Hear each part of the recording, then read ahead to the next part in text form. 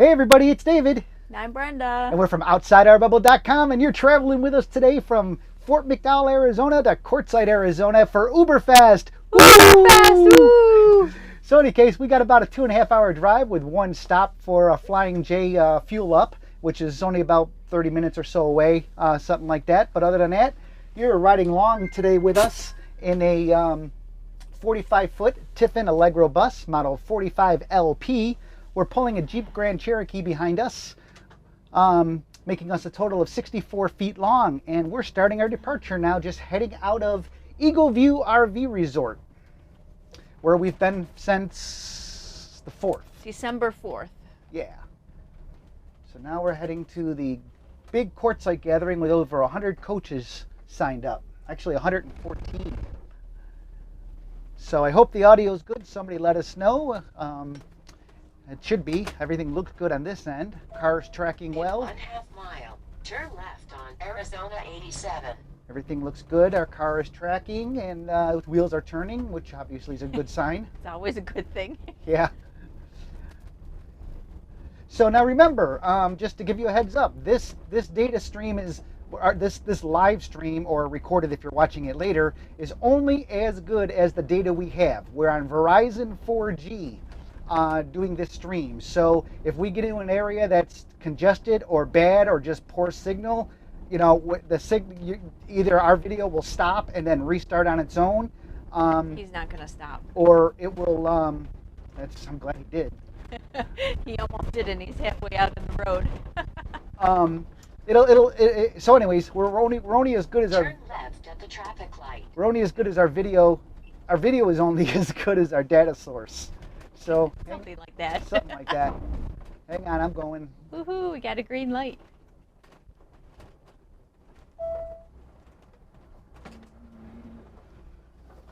Okay, good. Everything looks good.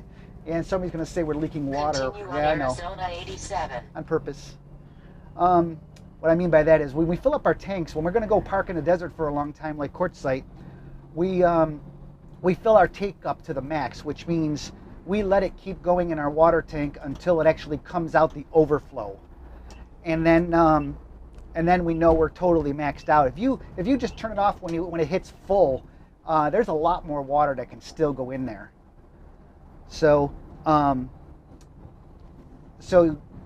undoubtedly, when we start to travel, the water that's so full is sloshing out the overflow still a little bit, and sometimes we get people to try to tell us we're leaking water when we know where we are, but it goes away really quick.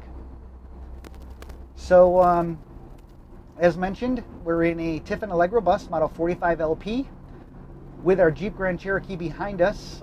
We are 64 feet long and we weigh 44,000 pounds. So in any case, yeah, I have nothing to add. You have nothing to add. It should be a really great travel day. There's no wind to speak of. The weather is beautiful. We're supposed to, Quartzsite is supposed to be a nice 72 degrees today, which is going to be awesome. The rest of the week looks really good. Saturday, however, it looks like the temperature is going to drop on Saturday. And it'll get down to the normal range. I was going to say, their idea of the weather dropping out here is in the 60s. Yeah. Cold front coming through, 60 degrees. Get out your winter coats. As soon as we're established that everything is going well with the coach, which everything gauge-wise seems to be, then we'll look to have our on-the-road breakfast, which is Pop-Tarts. If you have any questions for us and you are watching us live, please feel free to ask away in the chat box. If you're not watching us live, today is the 15th of January, so if you're not watching it on the 15th of January, you're not watching us live. So you can't ask us any live questions, but there's still a comment box where you can comment. Once again, we're only as good as our data stream, so for those of you watching live, if we drop out, hang in there. It should come back in a little bit of time, or it'll pixelate or something and hopefully clear up. If you're watching us after the fact, then the video will basically stitch itself together. It'll drop, and then it'll just basically be a cut somewhere. And Michael did say that, an FYI to the viewers, the audio choppiness happens when we go over rough road and the noise from the vibrations cause the mics to peak. Oh, what you were just hearing there, that was actually the cattle crossings that we were coming out. Cattle guard, yeah. Cattle guards. So for the most part, you shouldn't hear that anymore because we're past the 2 cattle guards we had to go over. Yeah, they have wild horses out here, so whenever you go in and out of areas, there's cattle guards. Mike Patterson wants to know if we got the fuel gauge fixed. We won't know that, Mike. Right now, we believe we do. I did put in a new float sensor. The whole sensor. I pulled it out of the tank and put a new one in. Got pictures of that.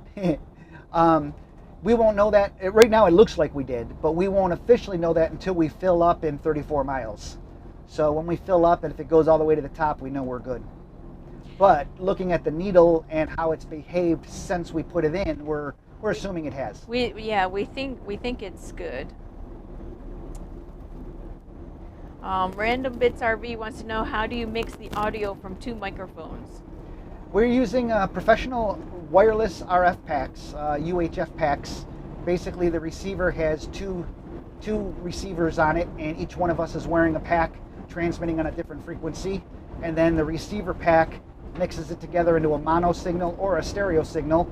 If it was stereo, I'd be in one speaker, Brenda would be in another, but I just mix it mono to make things easier.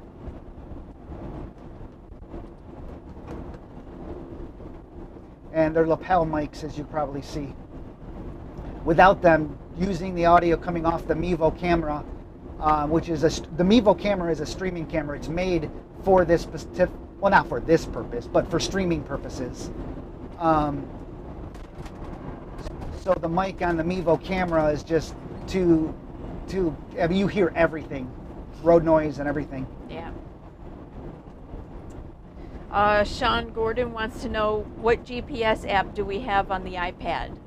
We don't have a GPS on the iPad. If you're referring to this is our Mevo view. I'm monitoring our view going out to make sure our video is still broadcasting. So that's a tablet. That's an Asus tablet. As far as the GPS goes, we use a Garmin 770 GPS. Adam wants to know how your dad's health is doing. My dad's health. For those of you who known us for a while, been following along for a while, my dad went into the hospital on Thanksgiving Day. He is now out of the hospital, but unfortunately, he's in a nursing home. He did not make it back home. So, he's hanging in there, though. He's 86 years old. Yeah, he's 86. He's now in a nursing home, which makes it tough on all of us, obviously. Especially my sisters, who have to bring my mother back and forth to see him and everything. Yeah. So it makes it very difficult in that regards. He just couldn't get strong enough to get back home to readily take care of himself, getting up and out of bed and stuff like that. So that's about that. Sorry. Thank you for asking, I should say. Lance wants you to say yabba dabba doo with gusto. What? No. Yabba dabba doo. No, I'm not going to do that. But of course you know I'm going to do that. Yabba dabba doo! I probably cracked the mic on that. With our coach... That proves it's live, though. With our coach loaded, including max tanks on fresh water, what is our gas mileage at speed? Well, right now we're traveling at 67 miles an hour. I won't know official gas mileage for a while yet because it has to, it calculates from the start and then goes from there. And we've only gone 5, 6 miles, so we really don't have a good reading yet. Right now it says 4.7, but that's not true. We're going to average, loaded like we are, we're going to average about 7.3. That's going to be my guess. We'll get back to that question in a couple hours. Yeah, how's that? If you stay with us that long. Got to stay with us, though. Kidding. What's the coach count as of today for Quartzsite? 114. Yeah. 114. Gosh. It's going to be interesting. We've already decided about next year, and we decided that we are not going to deal with parking. We'll still do our gathering probably, and still have our little talks, and have a potluck dinner, and a mixer, and maybe a live band again like we are this year. Our biggest stressor, though, is the parking situation. Yeah, that's our biggest stressor. So we're going to say, if you guys want to come next year, just come. We're not going to park you. We're not going to try to make a circle. We're going to try to save space in front of us, however, so we can have our meetings and our potluck and our band, if we have one again, because we need the room. When you have 200 plus people at an outside venue band, you need the room. Yeah. But we're not going to try to park people like we're going to do this year. It's just too difficult. Way too many people. Well, and being BLM land, it's all free to park out there. It's a free-for-all, basically. So, you know, we're going out there today, and Corey had asked how long our drive is today. It's only about 2.5 hours. It's not far. One stop. We'll do one stop to fuel up, but we could get out there, and there could be another group there for all we know. Yeah, we have. So then we'll have to scramble to find more area. So that's our biggest stressor, is just making sure we have enough room. So yeah, as David said, next year people can park wherever they want to park, if they want to park closer to town or whatever, and then they can just come out and see us and, you know, do the talks and stuff. Lance said you made his day. glad able to make your day there, Lance. Remember, everybody, if you're watching us live, there is the video delay through YouTube, of course. We're transmitting to YouTube. YouTube then has to process that and send it out to everybody else. So I don't know what the current delay is, but there is a delay if you're watching us live. And you can also get behind in time, too. For some reason, YouTube will start to lag behind even more. And what you can do is just refresh your browser page, and you'll catch up to our most current time point, just to make sure you're as close to being real as you can be. It's kind of like using a DVR. When you're watching something live with a DVR and you pause it, you can continue from that point. Kind of the same thing.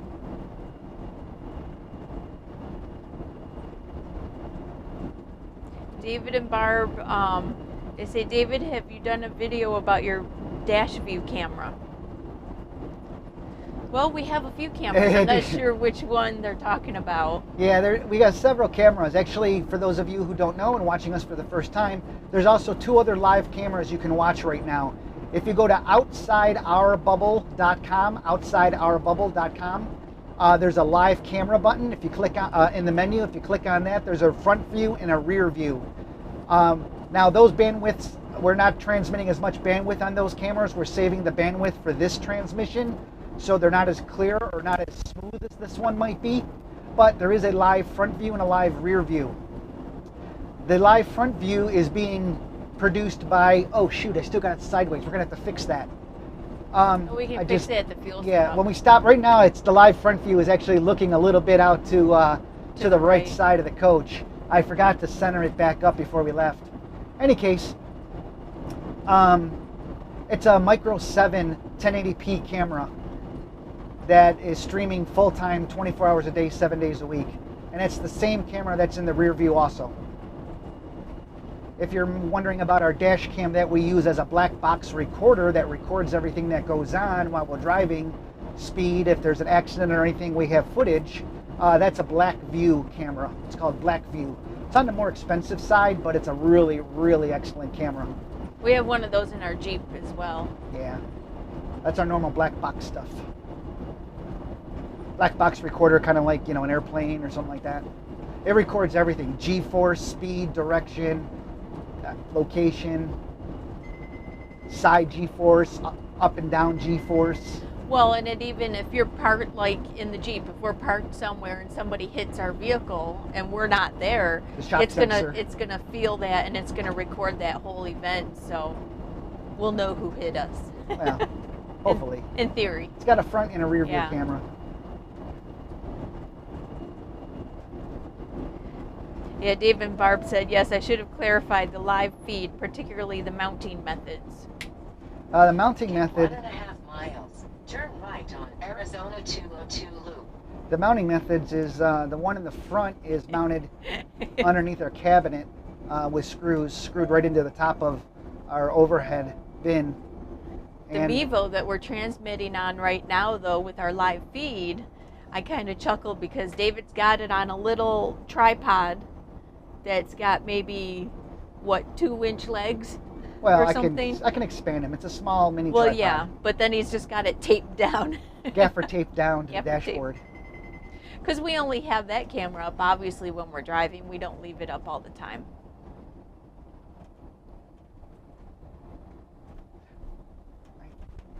The rear camera, the rear view camera is actually mounted all with tape. Not kidding. It's all mounted with Gorilla Tape, which is really strong tape. Here's a little tip for you if you guys are learning to drive or haven't driven a coach this size before. I'm stopped at a signal light. I got a good 1.5 car length between us, and the reason for that is if for some reason if that car in front of us dies and it can't move, I need to be able to maneuver the coach wide enough to get around him. And if I'm too close, I'll never make the turn. I'll never be able to get around him that we're 45 feet long, plus the Jeep, which is 64 feet long altogether. So that's a little tip for you. Make sure you're always back a distance from the car in front of you when you're stopped, just in case for some reason they can't move. You've seen at intersections before cars broke down. Same idea. Yeah, that was a little quick tip. Just a quick tip, because you don't want to be stuck, because you can't back up. If you're flat towing, I should say, if you're flat towing a vehicle like we are, you can't back up, so, or you're not supposed to, I should say. By the way, our views that you're seeing, the sunlight and stuff, we can't help that. That's nature. That's the direction we're traveling, and sometimes we're bright and look good. We have no control over the sun, people. Yeah, or the direction of travel that well, we got control over the direction of travel, we just don't have control over how the sun hits us. Frosty Flyer, for some reason, is begging us to say that they're the best. I don't know who they are, so honestly, I can't say that. We can't say that. We don't know you. But good try. Good try. Somebody says there's a lag, by the way, with their Verizon phone and the cable TV signal. 4 seconds on my Verizon phone being quicker. Yeah. Turn right at the traffic light. I don't know why you're watching us on 2 separate streams, but cool. We had one guy watch us on his television the whole way of our last time we traveled. He put it on, a guy Chromecasted it to his television and watched us the entire time. Yeah. And by that I mean 5.5 hours. I watch those vehicles. Yeah, because I'm not fast enough to get around that corner. I think I'm good. Getting on the expressway. Okay, getting on that first expressway. Oh, the joys. Lance says they're trying to decide between a Fleetwood Discovery 37R or a Tiffin Phaeton 36GH. Tiffin. Same layout. Same layout, but do we have any thoughts on which brand is better? Obviously, we're partial to Tiffin because we have Tiffin. I haven't really heard much about Fleetwoods. If it's the same layout, that's great, you know, because that's the key, is to find the layout that's right for how you want to live and everything. So now it becomes a choice of manufacturer and price. Price, yeah. How well is it manufactured? But also, I'm not sure how Fleetwood is, but I know Tiffin, after the sale, their customer service is paramount, top notch. I mean, it's, as far as I can tell, you can't beat their customer service and how they treat the customer afterwards if there's problems, because let's face it, every manufacturer has problems. Every manufacturer. You're not going to get a perfect coach wherever you go. Every manufacturer. Even the multi-million-dollar coaches have issues. You got to remember, these things, well, besides manufacturing defects that happen on the line, okay, everybody's going to have something of that regard. But something doesn't show up all the time right away until you start driving the coach, because when you're driving the coach, it's much different, because every time you take it out, it's like putting your house through a 3.0 earthquake. Yeah. So things are going to shift, things are going to give, things are going to get out of place, and then you got to deal with that and get them into place. And that only usually happens once.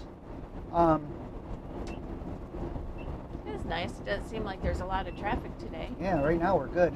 We got 21 miles before we get to our Flying J truck stop. I will not, if you guys followed us last time, I will not be bringing the camera outside with me this time on the Flying J stop. That I brought us out to the pump last time. The reason is because I got diesel fuel on the camera from the gloves. Yeah. I was able to clean it off, but I just don't want to take that chance again, or take the chance of dropping the camera or something like that. So he'll be staying inside with Brenda. Well, the editing doesn't want the truckers to think he's talking to himself. Well, I'll still talk out there, probably. Brian has a good question. He wants to know, does our engine go through a regeneration phase, and if so, do you have to stop for that like the big rigs do? I don't think the big rigs do. I never heard of that. Yeah, yes, all newer coaches after 2009, I think it was, or 2010, I don't know, something like that. They have to use regeneration systems and diesels. The fluid is called DEF, D-E-F, and that's what you put in. And there's a tank on board, so we get it at Flying J's and load our tank just like you would gas. But in any case, what he's referring to is every once in a while, in order to clean that, what happens is that regen system gets to super, super high temperatures and basically burns it all off and makes it carbon, and basically breaks it all down and cleans that filtration system down by using a superheating process. And then the DEF fluid is sprayed into that, misting and breaking it down, and then it comes out clean. You don't see it or anything. It comes out clean. It burns off as a vapor. But no, it does it when it has to do it. And I've never heard that semi trucks have to stop for that to happen. It'd be I would have to think it'd be the same process, because you need to be going at a good rate of speed, or you need to have engine temperatures up to do it. So there you go. Hope that helps. Yep. Migratory Moose. They said they're loading their fifth wheel now for a trip out to OOBerfest. Woohoo! I remember they had sent us a message on Instagram, I think it was, saying they can't wait to meet us. So we'll see you there in a few days. We're just like this. This is it. You don't have to come. What you see is what you get. Corey's watching us on Apple TV. Regina's excited from Roanoke, Virginia. She's like, I finally made it to a live. How many people we got viewing? 74 right now. Oh, wow. More than I thought we would have. Thank you all. Hi, everybody from all over the world. Edwin says, greetings from Hakes. Okay, I'm not even going to try and pronounce that town, but Delaware. No questions, but just a thank you for all the good info you provide us newbies.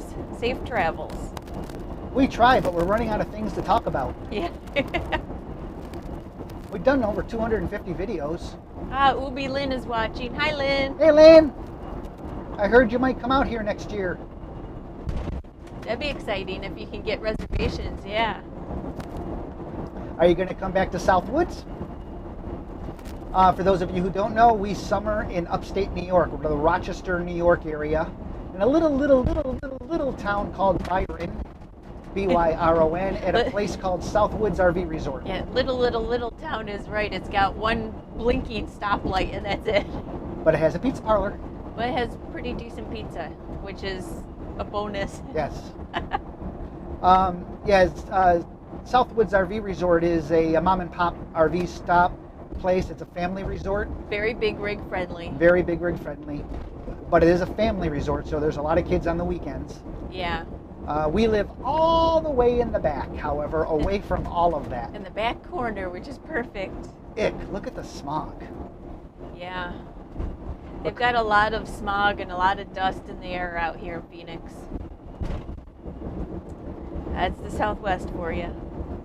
Jim says, hi guys, I know you're having more fun than me. I'm cleaning out a clogged drain in my bathroom. Ugh. I guess you took a break to do this? Cool. Been there, done that. Been there, done that. Yeah. David Hall is trying to guess how much our rig costs because he's interested to buy in the near future. Well, this is a 2014, and when we bought this in 2014, we had a trade-in and everything. Yeah, it was new in 2014. It was new. Yeah, we bought it new. I think it was. The price without the trade-in I want to say was 390,000, something like that. No, not that much. No, I was gonna say like 340. Really? Yeah, I think so. Well, I mean, we had our trade-in and everything, so I think that's what it was. You can. I haven't looked at the paperwork in forever. Yeah, so it's true. It's not as much as you think. I mean, some people look at this and, oh, it's $1 million coach. No, it's not $1 million coach. Oh, it's a $250,000, $500,000. No, it's not. That's not. Maybe MSRP, it's close to $500,000, but you don't pay MSRP anywhere. You'll on a Tiffin product, you typically can go between 23 and I want to say 26% off. Yeah. And you can buy from anywhere. All depends around on time of the year and how you're buying it. Is it on the lot? Are you manufacturing it? What? Sorry about that, Brent. If you're buying new and you're ordering one, you can buy anywhere around the country.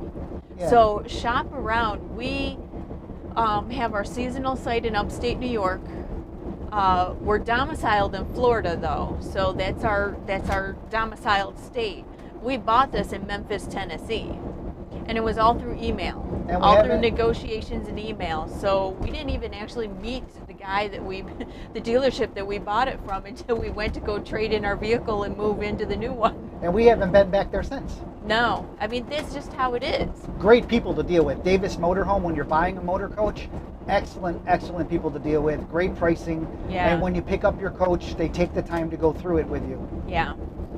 And so that's a tip. You know, if you're buying new and you're ordering it, shop around. If you have a trade-in, I don't know if you do, but it's another good thing to shop around for. But if you're buying used, I guess you're kind of stuck with whatever their inventory is. Yep, of course. Certainly shop around for that too. But always make sure you shop for floor plan first. Floor plan is the key to success when you look to go motorhoming or live in an RV full time. You have to have the right floor plan that fits your needs. Can we cook while driving? Microwave. Technically, yes, but actually our cooktop, yeah, if we start our generator, technically we could. Yeah, our cooktop is an induction cooktop, so you need full power for that. But yeah, we can run our microwave while we're driving down the road. Is it advised? No. Probably not. It's not the safest. Yeah. I know some people who have like crock pots, and they'll put the crock pot, you put it like in the kitchen sink, obviously, so it doesn't roll off of the the countertop, but they'll be cooking dinner all day long while they're driving down the road in the crock pot. Yeah, the key there is to put it in the sink and put towels, like a beach towel around it to keep it in place. Yeah.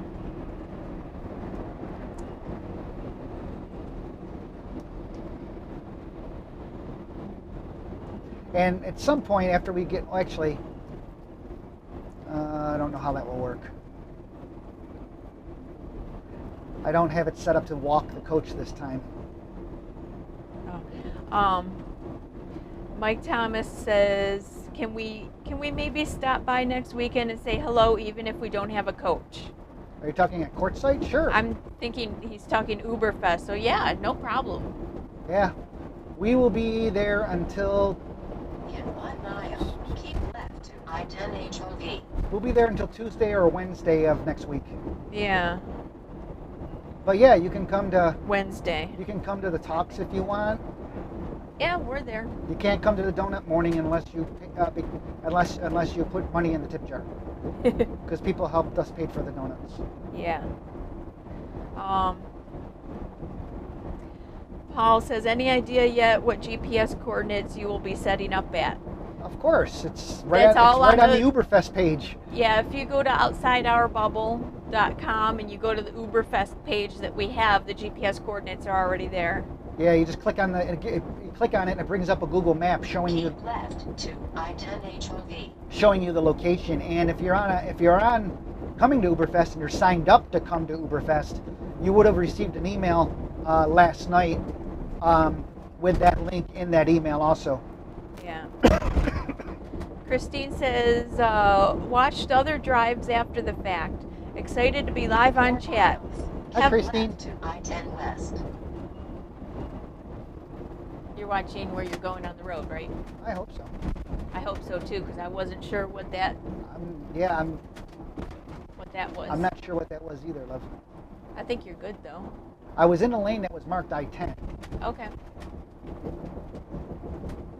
Oh, that was probably the 101 going. The 101 goes north and south. Yeah. Okay, you're good. Okay, sorry. Christine says, have a couple questions. Leveling with airbags versus legs. Noticed you did not do legs at Walmart. Yep. When do you do airbags versus legs?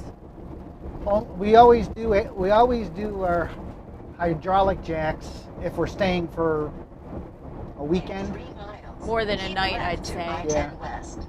And so what we do is, like, if we go to a Walmart, since we're not staying a long period of time, it's an overnight, we'll just air level. I don't want to put the jacks down for 2 reasons. One, what if you have a problem putting them back up? And 2, I don't want to hurt the asphalt of the nice parking lot that let us park there, because we Yeah. are heavy.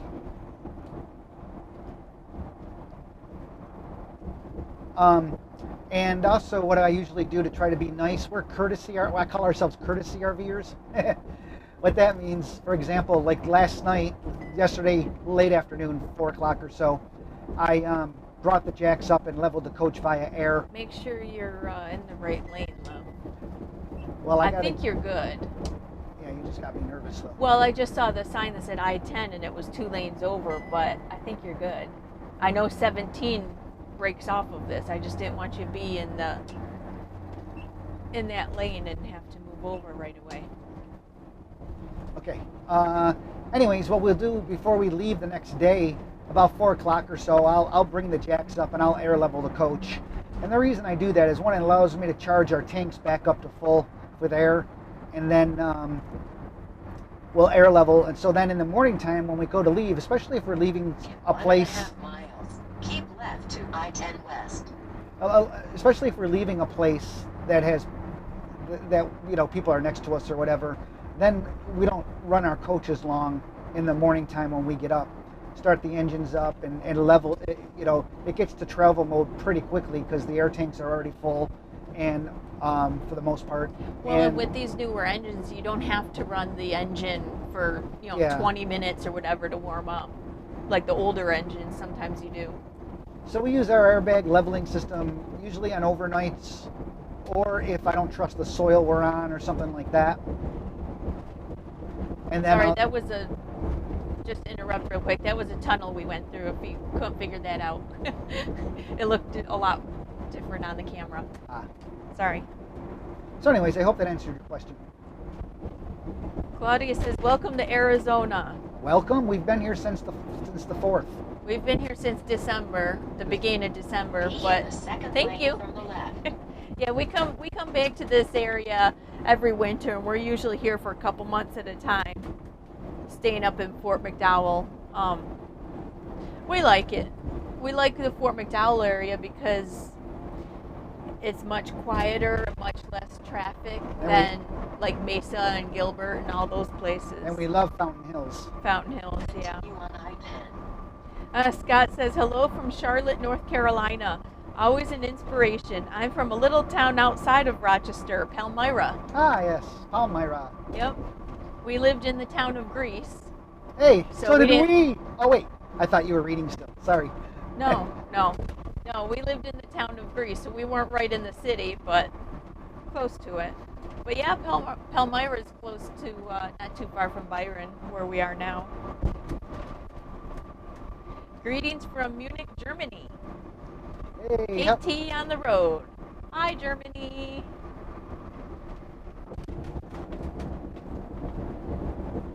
Okay, just to recap real quick.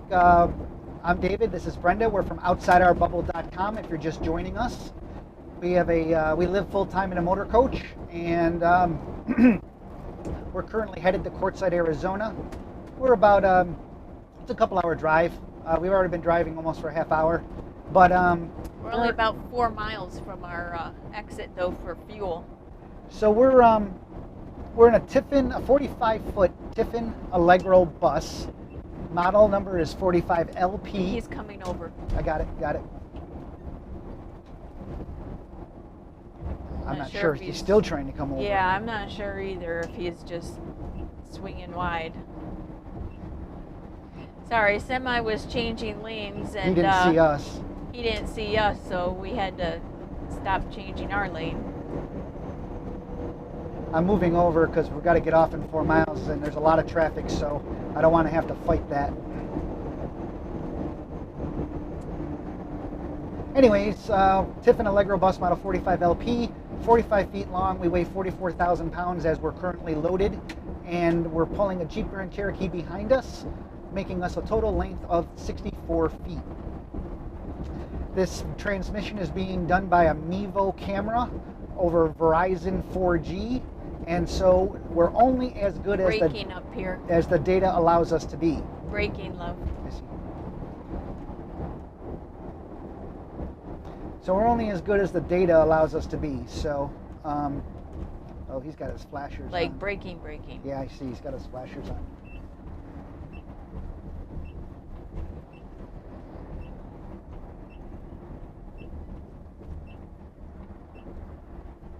Watch this semi game. Watch. Whoa! Okay. You freaking idiot. Oh, I see. They're all trying to brake because there's a big metal piece of something that looks like somebody's hood or something that flew off that's in that right lane.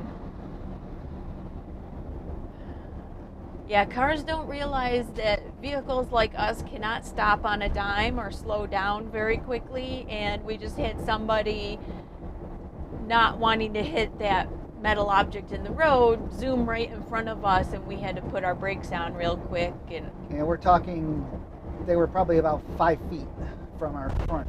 Yeah.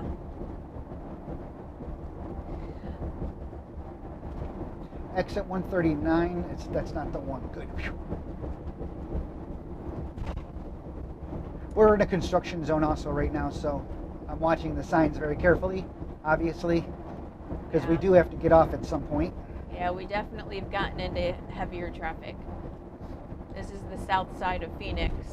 But we only have, going to where we're going, we only have 2 Flying J's we can stop at. We stop at Flying J's or Pilots because we have a special discount card, which saves us a lot of money, and we can fuel at the pump without having to go inside. Yep. In 1.5 miles, take exit 137 on the right to 67th Avenue. And you've got Buddy. traffic merging on. Yeah. I really hope that exit's going to be open. It should be. Nothing on Google Maps said that it was, Okay. that it wasn't.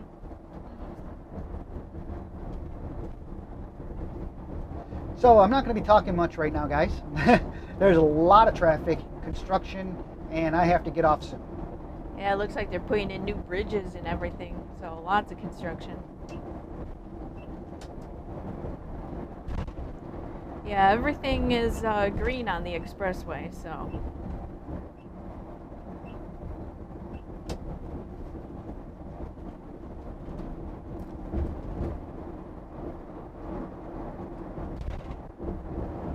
Now we cross our fingers when we get to the Flying J that it's not packed. I'm hoping this time of day it's not. Yeah. Usually, Take exit 137 on the usually right early to mornings 67th Avenue. when the truckers first start out, or lunchtimes get busy. Am I going, do you know which direction I'm heading up here? You're going to be turning left. Thank you very much.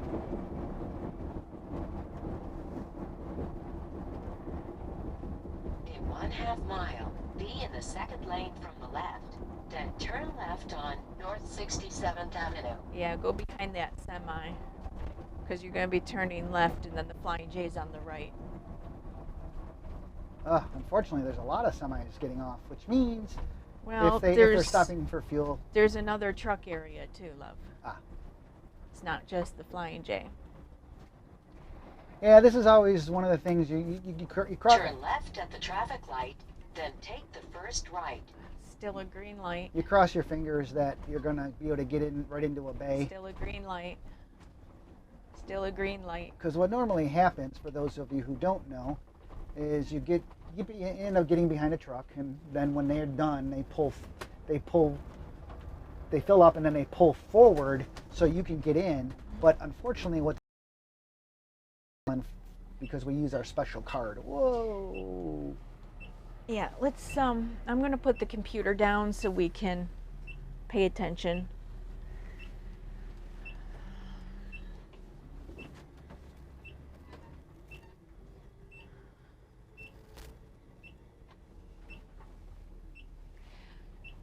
Yeah, with a vehicle our size, we have to go to the trucker lanes. Because we've been to way too many Flying J's and pilots that they do have RV lanes, but they're too difficult for vehicles our size to get in and out. Also, and they don't have the trucker pumps that pump faster. Yeah, the trucker pumps pump very fast. Okay, we got a travel. That's the travel plaza. Up here's the trucker area. Yep, I see the sign. See, because this is a whole trucker repair area here. Arriving at Flying J. Okay, this is where we start looking to see what bay we might, if the possibility is, and then if we don't have a bay, then we take our best guess. Yeah, I'm not sure why all these trailers are here, but I would go over here. Okay, we are not lucky. No. But I'm going to get behind this guy. Is he just finishing or is he just starting? I don't know.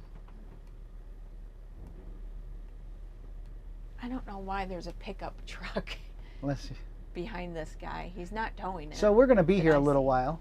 Yeah. It is what it is.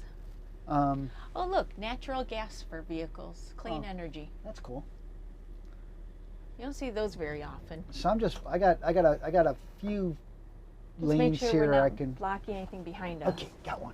We got a few lanes here. I was buying time, waiting for somebody to pull forward. Yeah, and I actually lucked out because once you commit, it's over. You gotta wait. Yeah. And I didn't have anybody coming in yet behind me, so I was okay.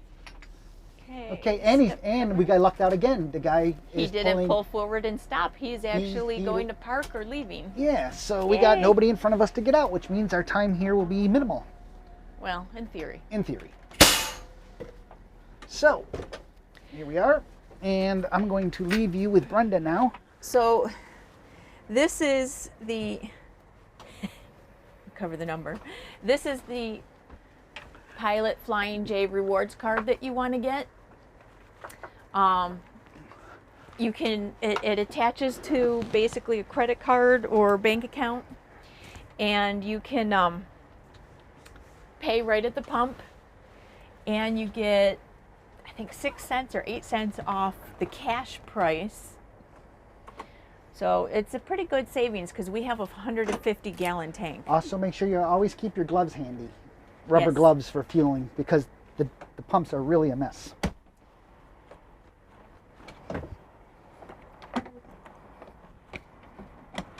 David, don't forget the card. Oh, yeah. You were just talking about that. I was waiting to see if you noticed.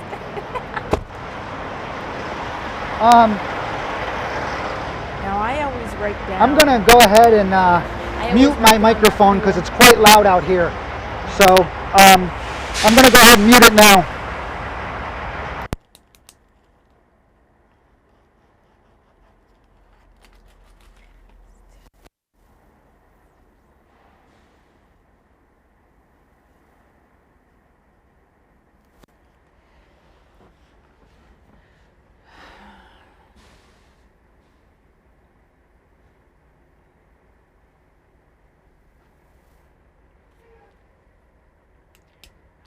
I also need to look at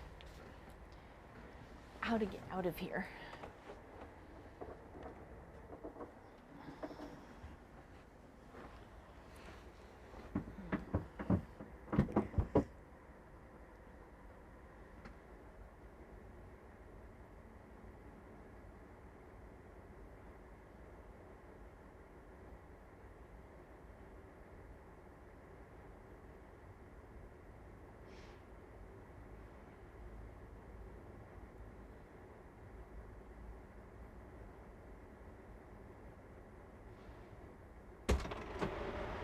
go ahead and move that camera now before I forget. Oh, yeah.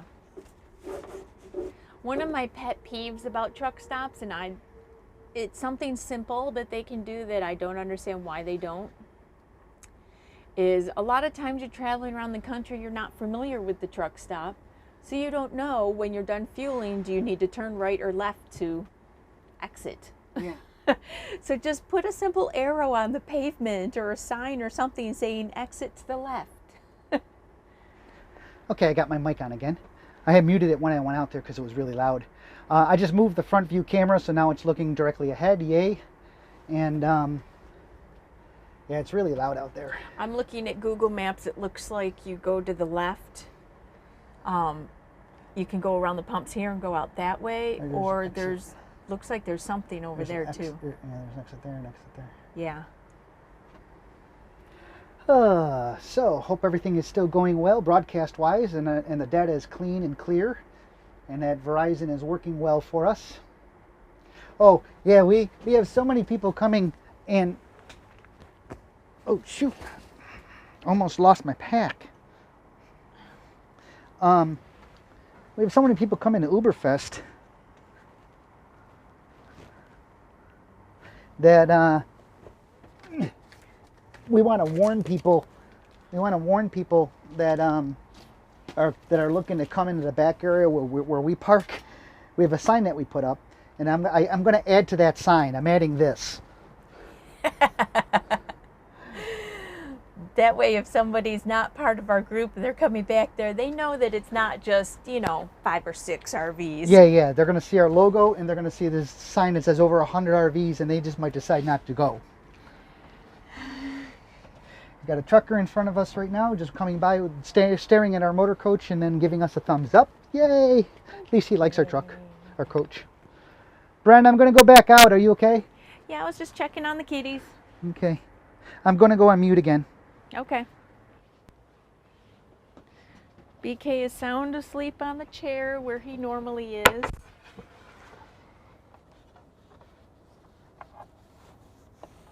Oh, that would have been bad. One of our cutting boards came out of its little cubby where it's normally tucked away, and that would have hit the tile. It could have broken. Okay, Whisper actually chose to go to sleep on the bed instead of the couch this time. That's interesting. More power to her. Yeah, so what I was saying earlier was I always like to write down what our fuel is, and I get it all electronically, but I write it down because David has this, he'll tell you more about it, but he has this device called Scan Gauge D, and you can put in the fuel and everything that you have, and it'll tell you how many miles left you have on your tank. But it also has fault codes and stuff on there if you ever have an issue. But when you have a 150-gallon tank like we do, and you're the size that we are, it's easier to fill up at these trucker pumps. And we've never had an issue with the truckers, being upset that a motorhome is filling up or anything. A lot of times, they're like, oh, I wish I could do that, or, beautiful coach or something like that. We've never had any issues. Just like that one trucker who just, stood there and admired it and waved. And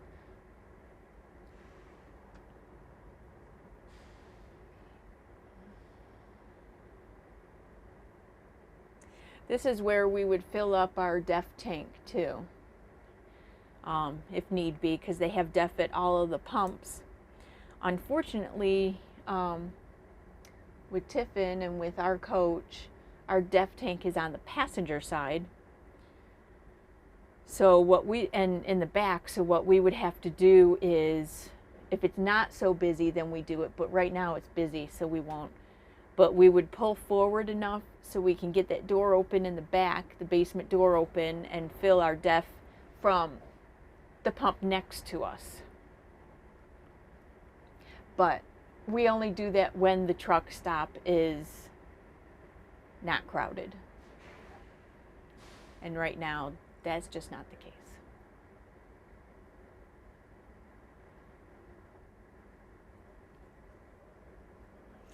Still pumping.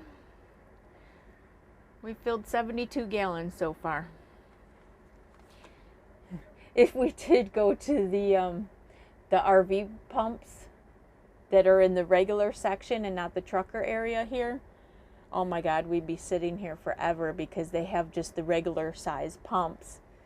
These are actually high flow pumps to get the truckers on and off the road quick.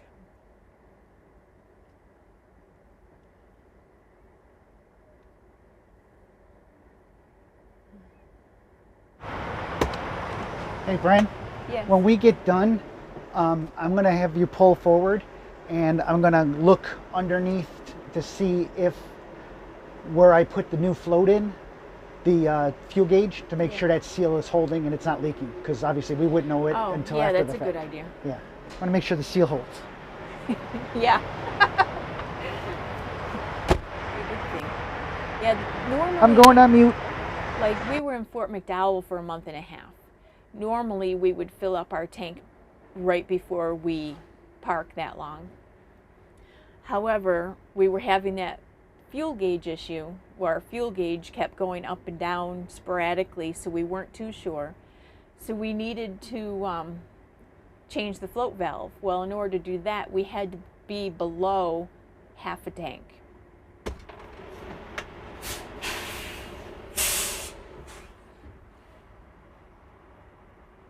What you doing? Anybody wants You're to moving see them? what a truck stop looks like. There, look at that. Oh. I can turn it back around when we leave. Okay. There's the truck stop. Exciting. Are you still muted? Yes, so they're hearing me through your microphone. Okay. Yes, there's the truck stop. David just turned you around just in case you wanted to see. Now you see that orange trailer in front of us. And there's David waving at the camera.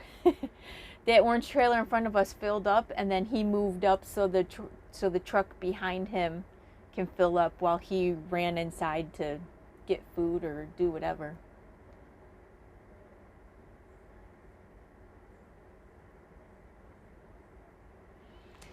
Still pumping. We're at 97 gallons.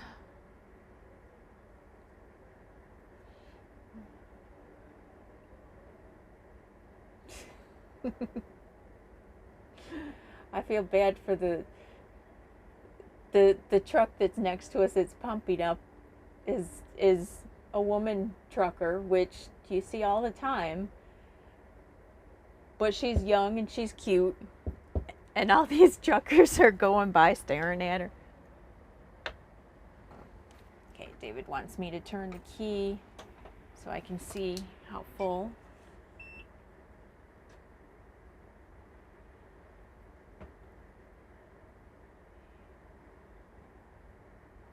I think we might have fixed our problem with our fuel gauge.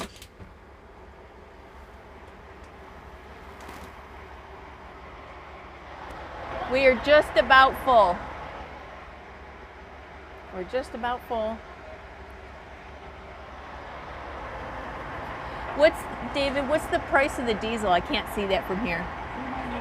$2.91. $2.91? So it's $2.91 a gallon.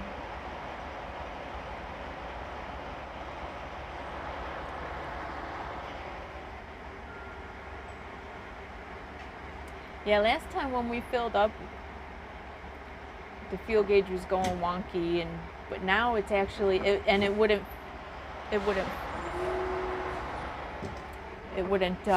say it was full, but now it does. 111 gallons.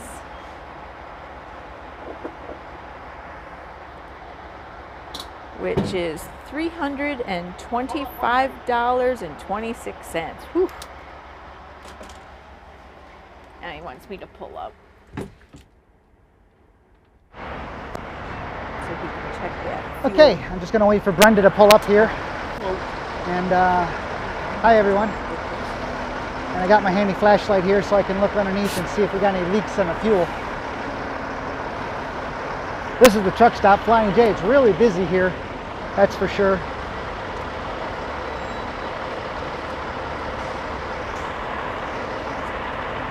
A lot busier than I thought. Watch the cement barriers. But we got out, we got in and got out, so that's good news. There's a semi pulling in right behind us.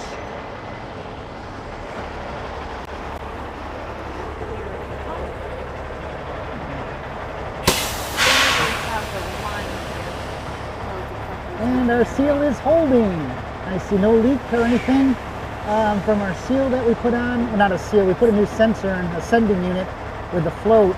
And that all looks good. So I'm getting back into the coach now. And that's about how that worked. Oh, you're talking too? I was talking. I hope I wasn't talking over you. I thought you were muted because it was loud out there. Well, not up here, so I was talking to. Sorry, everybody. Oops. We're not we don't do this for a living. You We can turn only the camera back around. We're not actors. We only play them on the internet. Okay, let me know if that's level. Can you back up and take a look? Back up. I'm talking this way. Yeah. That looks okay. Looks okay. I guess so. Yeah. Let me lock it down. Yeah. Did you shut the door really good? Yep, everything's shut. I checked everything around the coach. Everything looks good. We're still broadcasting, it looks like, I guess. And lock the doors. Do the super slow step cover. yeah, that's one of our pet peeves about the Tiffin, is the step cover. Still doing the step cover. Okay, now we're done with the step cover. Okay, let's see. Let me reset the trip computer here. Oh, by the way, it looks like our, for those of you who followed along last time, our fuel gauge is fixed. It is working. Yeah, I was telling them a little bit about that last time. How many gallons did we take? 111.428. We're I'm setting a trip system. I have a scan gauge D unit that we program every time we fill up, and it keeps track of better. It gives us an idea of it's a more distance. Yeah, well, it gives me a lot more gauges to look at, a lot more data like voltage, which we don't have a voltage display on our dashboard, and it also gives me other things like approximate miles to empty, Would you like approximate hours to empty, stuff like that. And so I have, once it knows I have an 150 gallon tank, which we told it that obviously when we first set it up. And what we do is then when we put fuel into it, we tell it how much fuel we're adding, and that should come up to 150, and it calculates and tells me it does. So I know everything is going good there. Oh, garbage behind you. Okay, so we're 100% ready to go. Quick tip, little collapsible garbage can. There you go. Okay, I'm feeling good. Okay, and you gotta go to the left. Somebody's honking like crazy as we just started out. So. And I don't see anything, so I don't see anybody beeping at us. Yeah. But I did stop just in case. Yeah. For all I know, I was dragging a hose, which I wasn't. No. I'm gonna have to pull over and take this jacket off.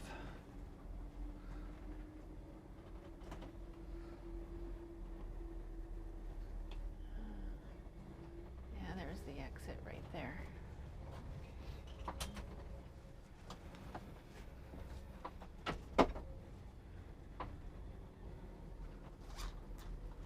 You don't see any doors popped open or anything weird. No. Here we go, love. Oh, just dropped my mic pack. Your mic pack again. Another quick tip, we have a little bucket here with all of our essentials. Kleenex, pad and paper, antibacterial wipes. Even though David wore gloves, it's a truck stop. So you got to go to the left. This is a road here, but you're all clear. Thank you. And there's a signal light. You're going to turn Yeah, left sometimes to we get don't. back. Sometimes we don't get signal lights, which are a pain sometimes to get out. Yeah, that's one of the things that I look at on Google Maps. You look at the overhead view. Continue 400 feet to the end of the street, then turn left. Okay. And you look at Turn left at the stop how sign, easy it is. then turn left.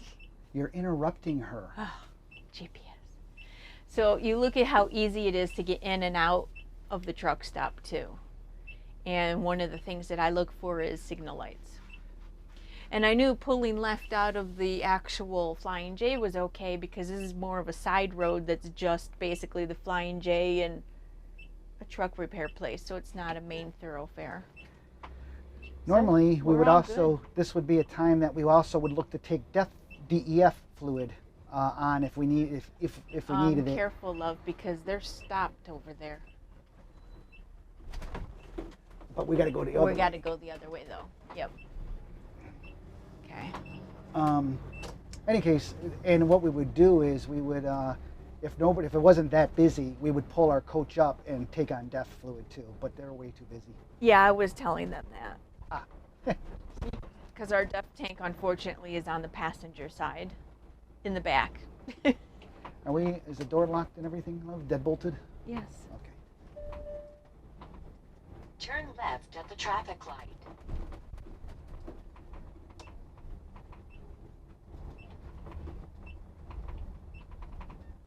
So that wasn't a bad stop. Man, It was easy in and out, and we didn't have to wait for another truck too long. This will be fun getting on though. Yeah. Getting back on the expressway. Yeah, they're really in the construction zone. It looks like you merge on pretty nicely, though. It's not a quick merge because of the construction. I'm glad the fuel gauge is fixed. Yeah, as I was saying before, the pump had turned off like we were full, but the fuel gauge did not say that we were full. I think it was only, what, 3/4 of a tank, and then it kept fluctuating up and down, so we weren't really sure what we had. And we weren't able to fill up before we got to the RV park like we normally do because we had to change that float valve, and in order to do that, you had to be below half a tank. Be in any of the 4 right lanes.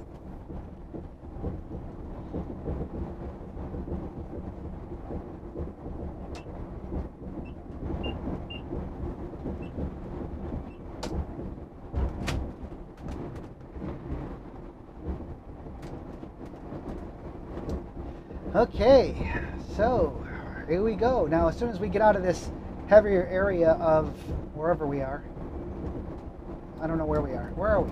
We're in Phoenix, dear. We've been in Phoenix since December.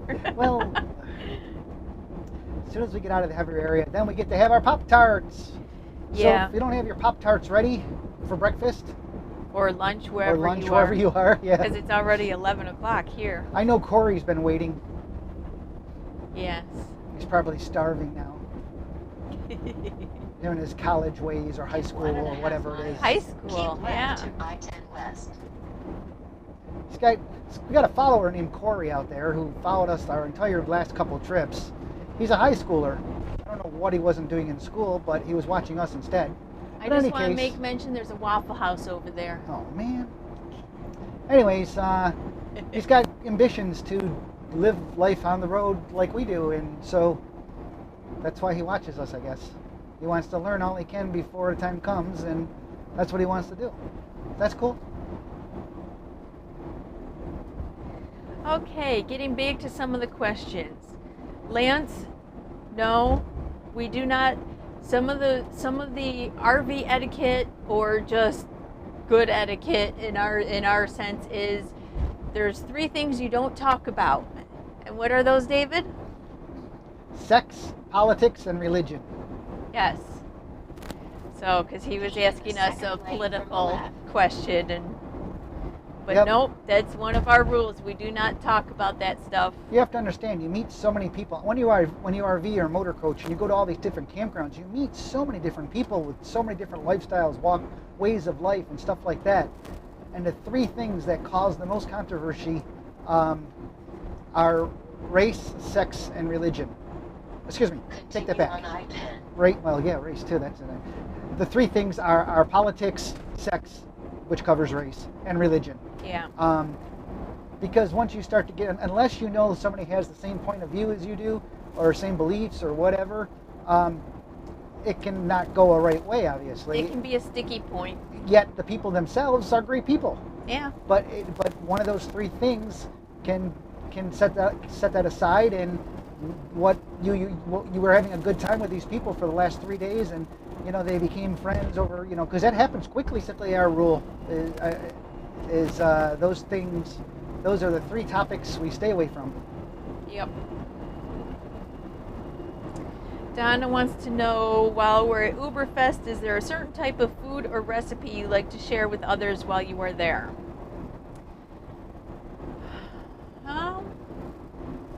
I don't know. Usually when you're dry camping, a lot of people try to grill a lot because you don't have to run your generator, to cook things or whatever. So you do try to keep things simple. Yeah, you try to grill. As far as recipes, I just try to keep things simple and quick. Like I have my Instapot, which I love, and so I know we'll be doing like pasta and just simple things like that don't take a lot of time in the Instapot. So there's not a particular food or recipe that I like to share, but yeah, you got to be very battery conscious when you're in the desert and not plugged in, and generator conscious. Well, especially for us because we're an all-electric coach. We have no propane aboard. So we don't have a stove that has propane or anything. We're all electric. So if we need to cook on our cooktop, we need to turn the generator on. And we can run our microwave off the inverter and not off battery power without the generator. But for some reason, microwaves just don't really like that very much. They don't like running off of an inverter. They draw a lot of power, first of all, so it's not really a good idea. So usually when we go to cook, we always turn the generator on, just to have full power. I don't drink coffee. Just David does, but it's really for the both of us.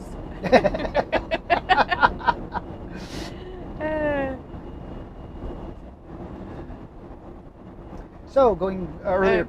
I'm just scrolling backwards because it looks like a lot of our people were answering other questions. Well, that's good. It's helpful. Yeah. So I'm trying to figure out where I left off.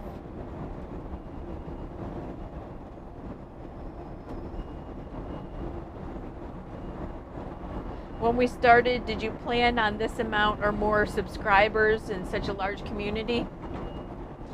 No, we started traveling in 2008. We still had our house, so we would just go out in the wintertime. And we just started our blog actually, outsideourbubble.com. We just started that so our family and friends could follow along and see what we were doing.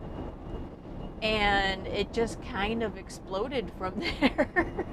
Well, I wouldn't say exploded. We never promoted ourselves. No. So all of the YouTube viewers that we have and the subscribers are all organically grown, which means we never paid for advertising or did anything like that. We never promoted ourselves. Well, and we don't make money at this. Yeah, we don't do this. We don't have ads or anything on our site. Yeah, we don't do this for a living.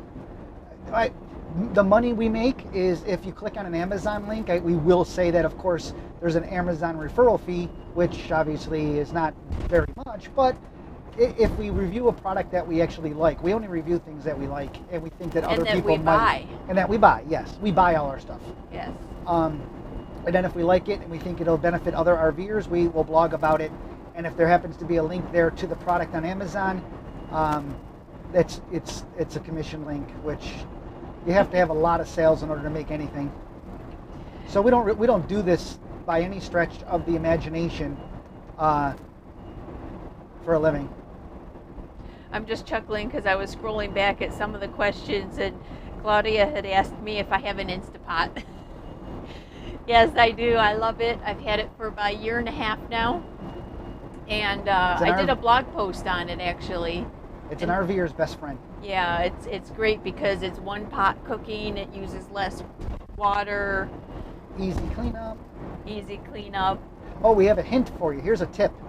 When if you're using a Instapot pressure cooker inside of an RV, of course there comes a time where you have to release the pressure and thus the steam that is built up inside. Yeah. Well, you don't want to release all that steam inside of your motor coach because it's a lot. So put it underneath your microwave and turn the microwave vent on and then do the steam and it'll pull it right out of the coach. Yep, Or that's RV. what I do. Coach or RV. Then it makes our neighbors hungry because then they smell what we're. It really, you know, it's really comes down to the floor plan. It does, but they're saying money more no object, and I'm thinking they're referring to like a marathon coach Would or we a get a Prevost marathon or or Prevost? a Yeah. Ford Travel, No. which are multi-million dollar plus coaches. We wouldn't. It's not us. It's not our. It's not our style. It doesn't feel homey to us. There's a lot of people out there that do full time in them, but it's just not us. Yeah, we could have bought one. We would not want to. It's just yeah. You got a lot less storage space. Since we live in it full time, we need storage. And out of all the motor coaches we looked at floor plan wise that we liked, it came down to Newmar, Tiffin, and Tegra. And Tiffin won out because the floor plan was overall the best and the company was overall the best. Customer service. Yeah, when we talked to them in person and what have you before we purchased. We went to every major manufacturer personally before we made our choice. We started that in July and did not make a purchase decision until December. And Tiffin was the first place we went to. That was our first stop in July. This was all after a whole big Winnebago fiasco. But I'm not going to get into that. Cindy from Bill and Cindy, she said they Cindy. made an insert for the sink out of plywood to hold the crock pot. Oh, interesting. That's a good idea. Alcohol. Yeah. Yeah, when you get the bottles of alcohol and we just set them on our countertop, in the corner. But obviously they can't stay there when you're driving. That would be a mess. So I just get a big beach towel, put it in the sink, and I put all the bottles in the beach towel, and I fold up the beach towel in a way so all the containers don't clink together, because that would drive me nuts. They said the tip came out, the Wayfarer is their Class C coach that they just started building. RV, yeah, sorry. Just classifications. Yeah. Looks like we're buffering right now. Oh, now we're back. Yeah, just so you're aware, just a reminder, we are on Verizon 4G. Coming to you live. If you're watching us today on the 15th of January, we're coming to you live. Yeah, but just so you know, our transmission is only as good as our signal. Yeah, so our 4G, we're totally 100% obviously relying on 4G right now because there's no satellite technology yet that we can use. It's coming though. Sooner or later we'll have it that we can put on top of our coach and use while traveling. But right now it's 4G and we're only as good as our cell towers allow us to be. Please don't continue coming over. I hate that. Yeah, I didn't even have his signal on. Yeah. And if he did, it wasn't on the trailer. It's a pickup truck towing a trailer, and he was merging on to the expressway, but I did not see any signal on the trailer, and we weren't too sure if he was just going to keep coming over. Yeah. Anyway, the migratory moose, the people that were packing up their fifth wheel and can't wait to meet us, he says, besides firewood and adult beverages, any must-pack items for the first-time boondocking more than overnight. Oh, you're a newbie when it comes to camping. You're not just a newbie coming to see us, but this is your first time boondocking. Oh. We do have a video from last year. From last year that you put that on the OOBerfest page, right? Or does he have to search for it? Not the last year one, no. Just some quick tips. Obviously, your gray and black tank's empty, your freshwater tank full. We use bottled water as far as drinking, and for the cats, just so we don't use up our freshwater tank. Yep, because the tank is going to be used for washing dishes, which, and there's another tip for that. We use a spray bottle with dishwashing detergent and water in it to spray on the plates, so you don't constantly run the water. Yeah, you're not sitting there washing yeah.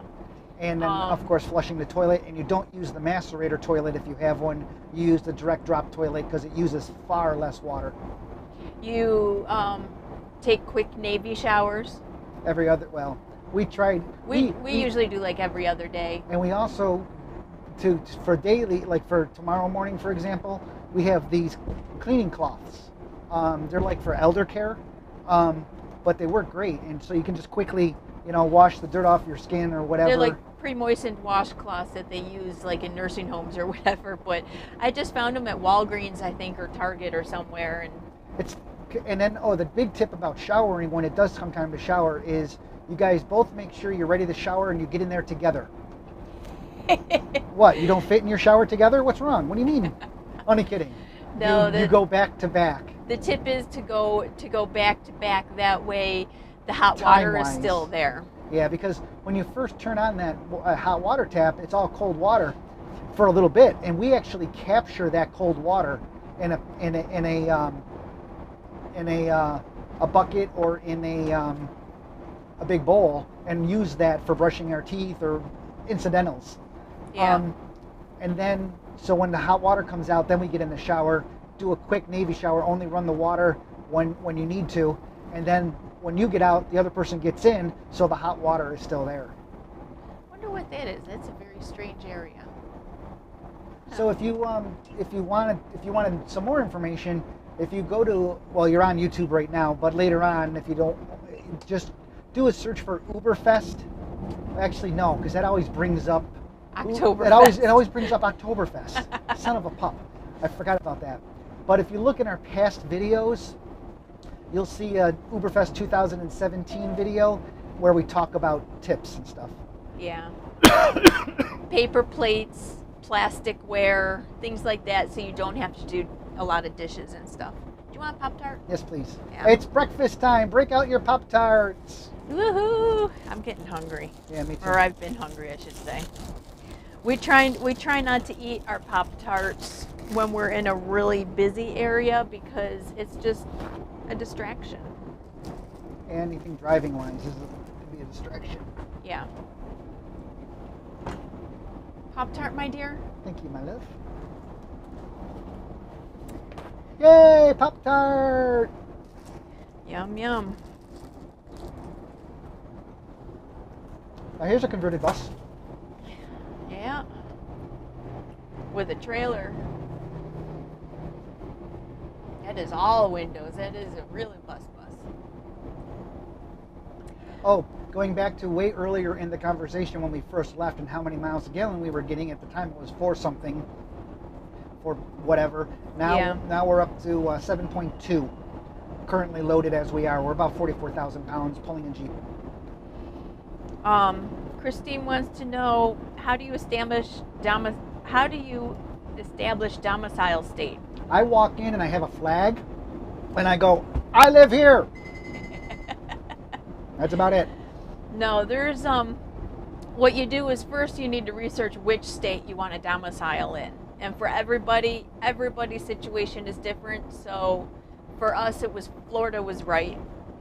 And then what you need to do is you have a mail forwarding service. And not all mail forwarding services can be your legal address.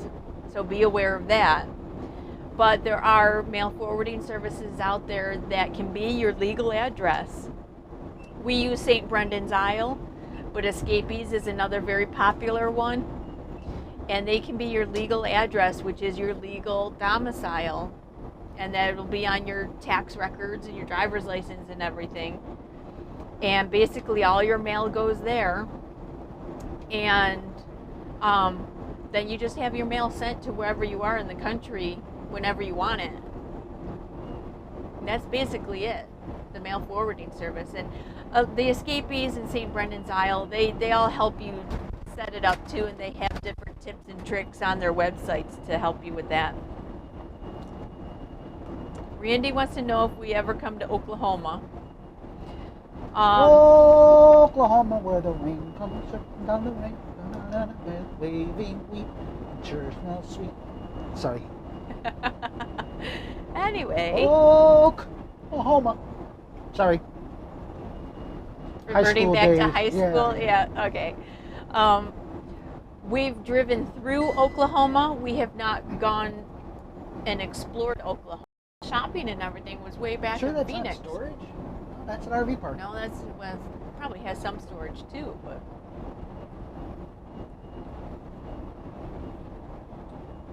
I'll have to email Gary Harris of Tiffin to let him know that the fuel gauge is working again. Yay! Gary Harris is the plant manager for the chassis. He knew exactly what the problem was being, and he was right. somebody wants to know what we think of the Integra Cornerstone. Overpriced. My opinion. Oh, wait. Let me preference. Everything we say, by the way, is our own opinion. Yeah. When it comes to stuff like this. We are, take it for whatever we are. Everything we say is our opinion. So, Cornerstone, overpriced.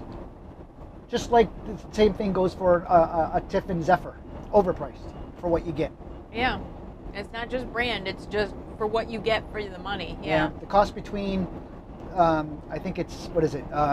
Between the bus and the Zephyr? No, well, in the Cornerstone, is it the Anthem? Anthem, yes. So Aspire, Anthem, and then Cornerstone. The Anthem would be our type of coach, and then the Cornerstone would be the Tiffin Zephyr.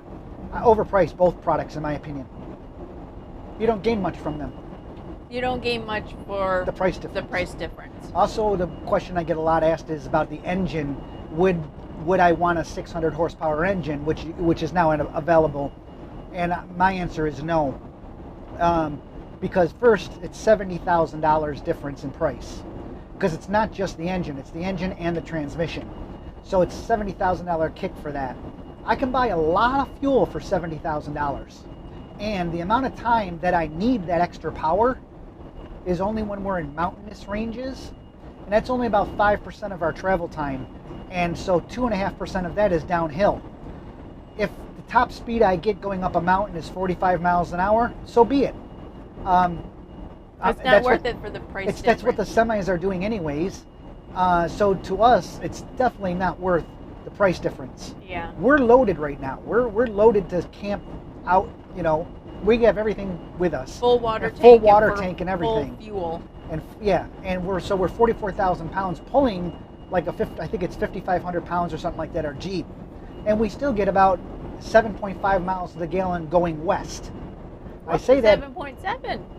Yeah, right now it's 7.7. Yay. Going west, and I say that because the wind makes a difference. Because when we come back east, we usually have a tailwind, and we actually do like 8.2 miles to the gallon. Yeah. So no, so our opinion on that, on the engine size, is the Cummins 450 ISL works just fine, in my opinion. Integra also, back in 2014. They wouldn't allow you to make 0 changes to the coach. What you buy is what you buy, which means you get the same coach everybody else has. I mean, same artwork on the walls, everything. It's identical. So this Integra floor plan is this Integra floor plan, whatever. They will make no changes for you whatsoever. Tiffin will make changes as long as it doesn't affect the assembly line. So, if they can build it, like here, our front head, we don't have a television up here. We opted not to have a television because I don't like the look of a television up front. That's just us. Well, we never used one. And we never used one when we We've had got one in our other living coach. room. Yeah, and our other television's right there anyways. So we had them manufacture this coach without the television in it. So that's a change. Now, Integra would not allow you to make that change, period. At least back when we were looking. At least back in 2014, yes. KT on the road, they're the ones from Germany, wanted to know, isn't the Garmin supposed to have lane assist? It does. And by lane assist, what lane to be in when we do something, yes, it does. And if you haven't heard it, you won't hear it for another 91 miles or 90 miles. But it'll say stay in the left lane or whatever. Stay in the two most right lanes or whatever. It'll say that. So yes, it has lane assist. Can I have my other Pop-Tart? Mm-hmm.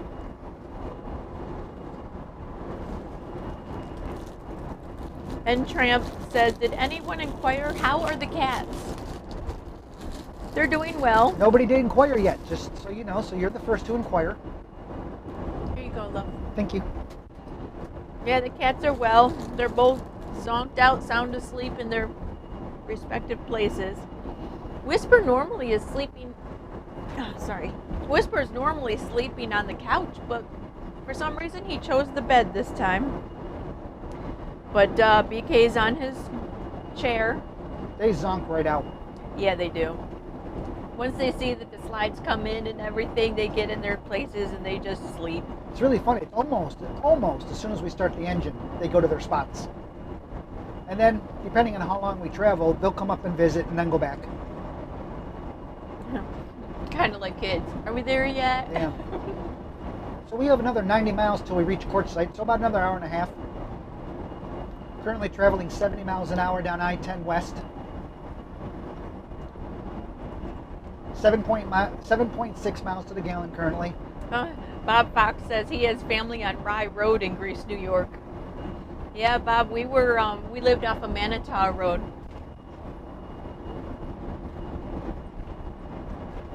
CK says, greetings from Syracuse, New York. Cleveland, Ohio.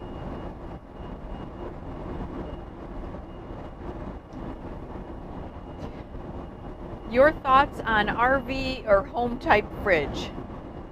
Oh God, there's no doubt in my mind. Residential fridge. Mm-hmm. Totally residential fridge. First off, we didn't have a choice. We don't have propane on board. But when even our other coach, which did have propane, we had a residential fridge. I would not be without a residential fridge for storage, pure storage size alone.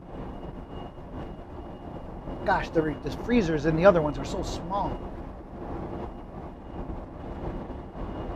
CK from Syracuse, New York says, do you miss the snowy winters? LOL. It's one reason we started traveling. We got tired of it. Yeah.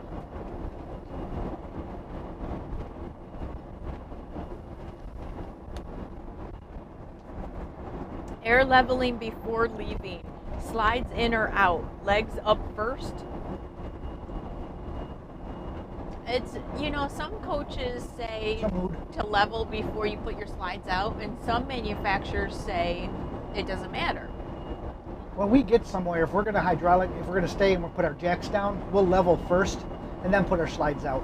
Yeah. When we air level, we'll do the same thing. We'll air level, put our slides out, and then 2 hours later, our system will automatically readjust the air level, and it usually does adjust it one way or the other because of the slide. You got the weight of the slides, and it'll counter lever. One side of the coach will be heavier than the other because of the slide coming out. So it'll self-adjust it a couple hours later, and from that point on, it never really moves. Susan Bell wants to know, what is our opinion of using top-tier diesel? Does it make a difference? Never heard of it. We never had the choice. I haven't either. I've always just seen regular. Yeah, biodiesel. Yeah.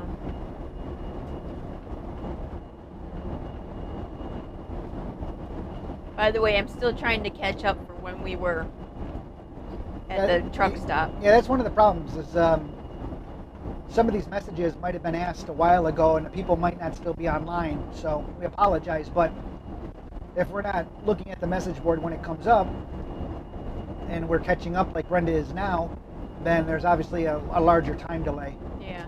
Kareem says they're new to the RV world and was wondering which class would be better for a first timer, class A, B, or C.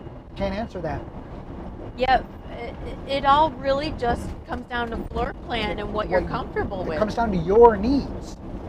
For us, We, we had never RV'd before, and we decided in 2008, let's get an RV and go. And our very first RV, okay, 40 let me reverse a little bit. When we were dating, we've been married 23 years. When we were dating, we tent camped. And that was about that. We did that a few times and we're like, okay, that's not for us. Fast forward to 2008, we decided, let's go out and see the country, let's get an RV. Our very first RV was a 43-foot 2008 Tourmaster, which was a Class A. it was new. Brand new, yeah. Some people start small and go bigger as they get more confident and want more space. Some people go big and then go smaller. Yep. It all depends. All depends on your need. And as far as the 3 classes you mentioned,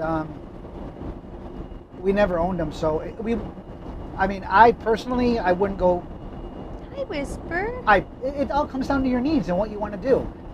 We personally wouldn't go smaller than ever a C.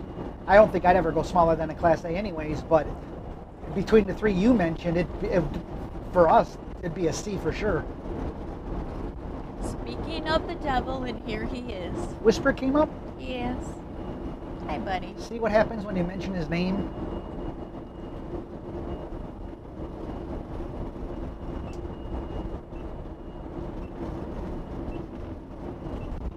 Yeah, so right now we're heading to Quartzsite, Arizona, where we're going to be for what we call OOBerfest. That stands for Uber, OOB, not the car service, but outside our bubble. And we're crossing our fingers that when we get there, the space that we're hoping to occupy with 100 plus coaches, there's not anybody in. It can be one person right in the middle of where we want to be, and that's not a good thing, because then they're in the way. So we politely let them know, just so you're aware, we come here each year. We got 100 plus coaches coming. You might not want to be here. Buddy, I'm sorry. I'm ignoring you. I'm sorry. But if they don't want to move, they don't have to move. It's always fun and interesting.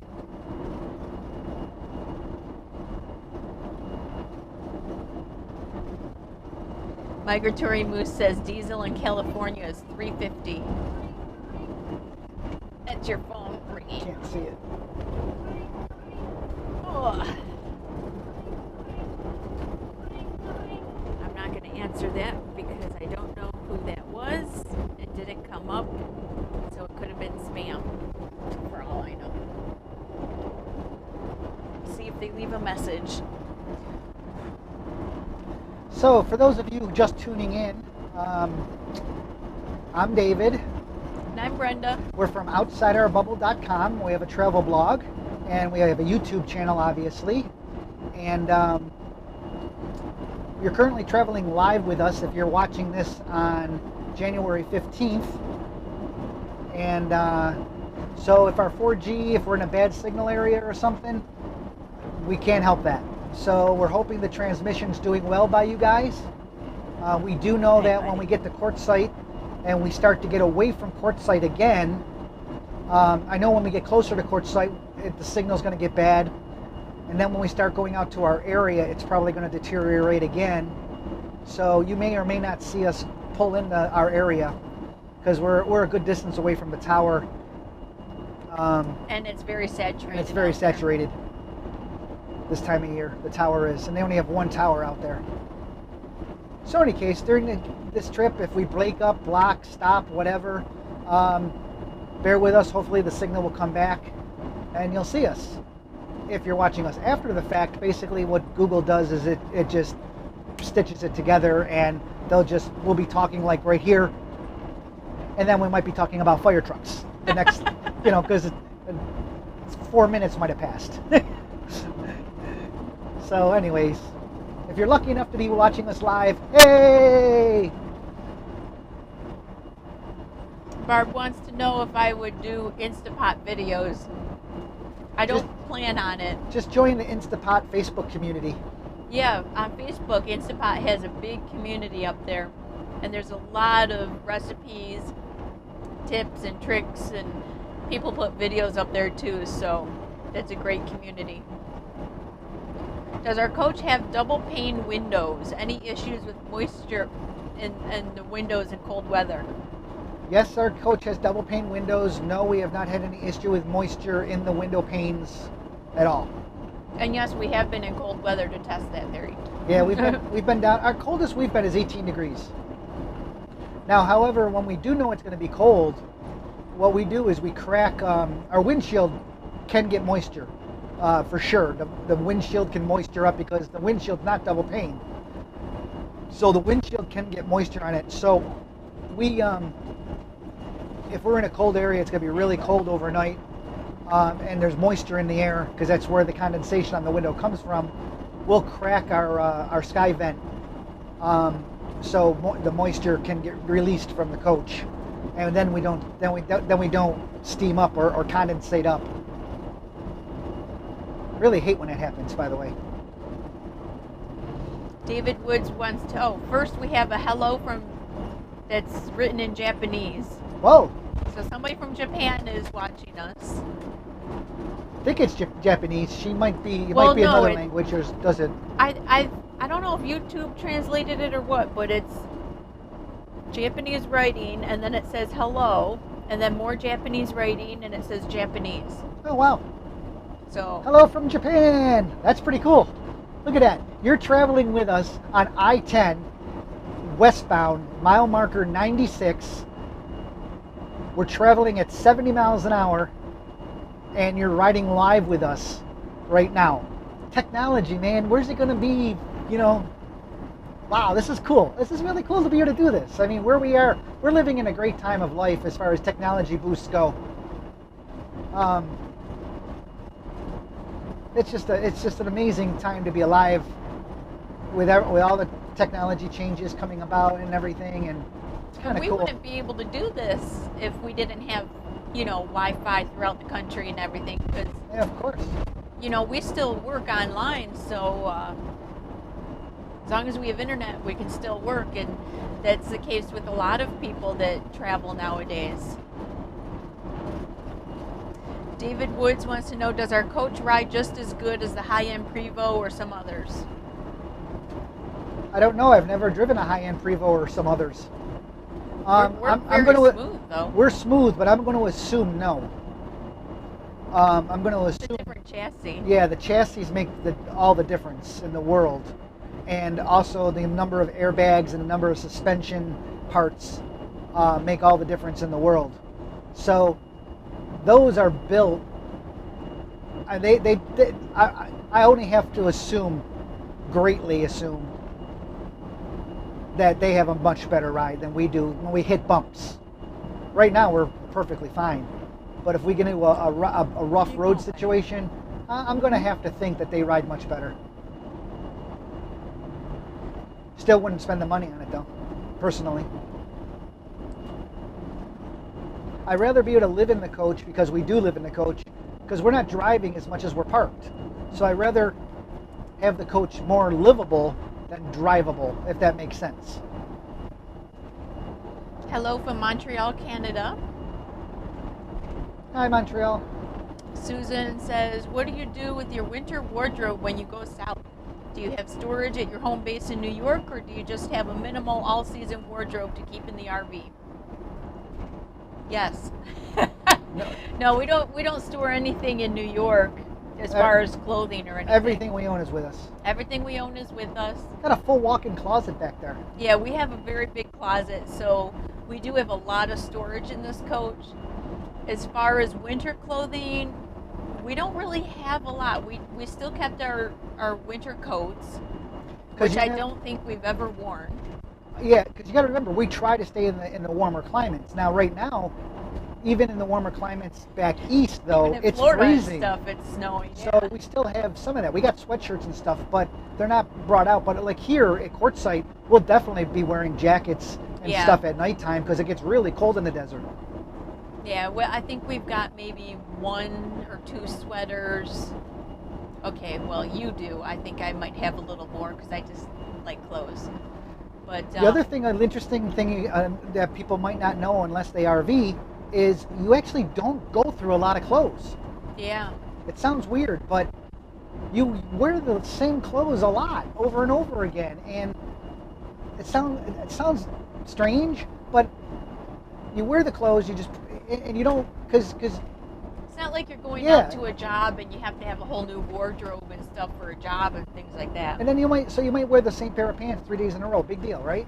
And or a shirt, and as long as you're not doing anything strenuous where you're sweating and stuff, that's perfectly fine. Not to mention you're usually not going to see the same people anyways. The other thing though is, then when you do wash, those clothes that you did wear go right back on top. So you're basically, unless you, it's really funny because every once in a while I'll rotate my clothes and it's like I have a whole new wardrobe because the stuff on the bottom gets up to the top, because I never see those because they're usually just stacked upon again. It's weird. Then you're like, oh, that's where that shirt went. Yeah. It was at the bottom of the pile. Oh, I forgot I had this one.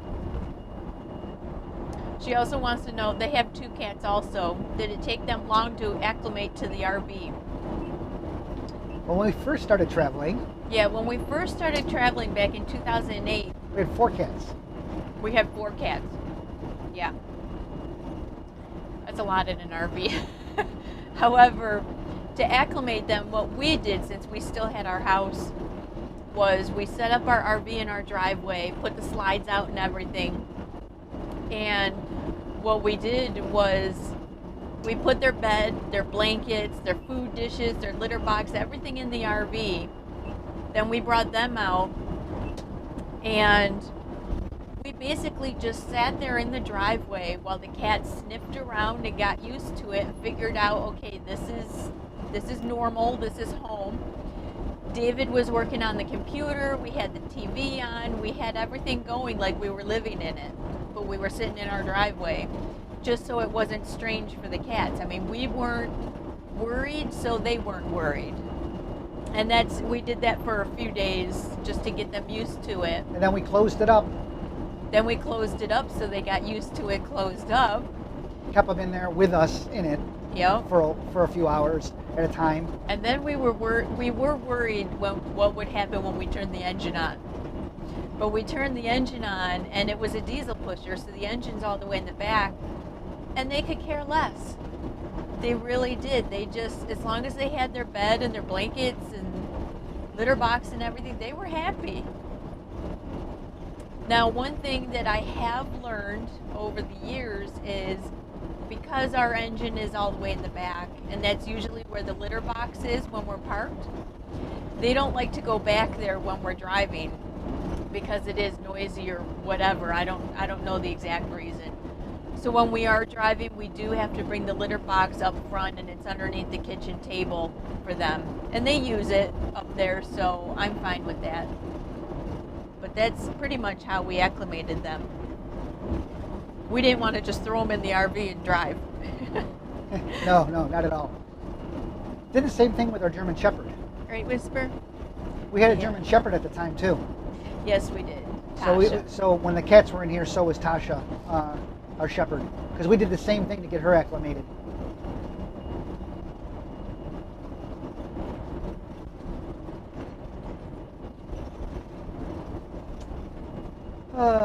Red Bear Alaska joined us. Took you long enough. She's in Alaska. It's I know, early but there. normally she's like right there. I know. Oh, Michael, greetings from Switzerland. Wow. Hello, Switzerland. He's one of our Facebook friends too, I believe, Michael Brava. Rope Trick wants to know, they love seeing our trip while we're driving. Any way of doing a split screen of you two like you have, but split with the road in front of you? No, just there's no way to do it. There's no way to do In the software and stuff, it's different software, different cameras. different cameras, different software. Some people just open up 2 windows on their computer and put them side by side. And we know they're not in sync, and we can't do anything about that either. So you're lucky we have them. Ha. No, it's just, we've been asked that we get asked that every time we travel. Well, this is our 7th time doing a live broadcast while traveling. And Red Bear Alaska says, while we're at OOBerfest, have we ever thought about looking into getting a honey wagon or water truck to come out to service all of us? They used to do that. They don't do it anymore. Yeah, they used to do that at Quartzsite for groups, but for some reason, I don't know if it's Insurance. insurance or the companies in town complain. All the companies in town were probably the Oh, ones that yeah, came out. that's right. Because the companies in town, they live and die on that because they have pump out. You bring your RV in and you dump. They have dump stations and stuff.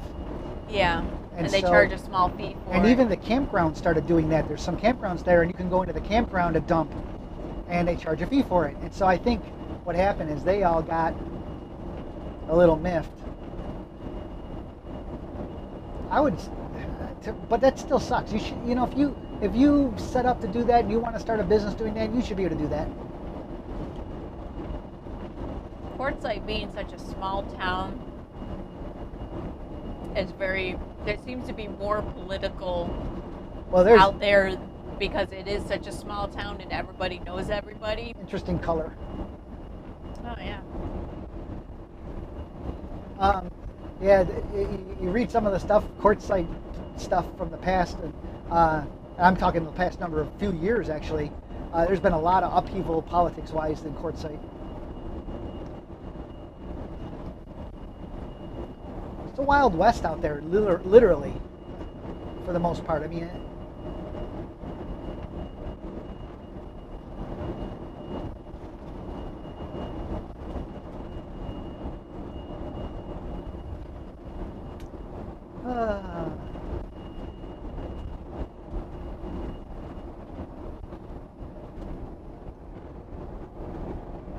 You still? Oh no.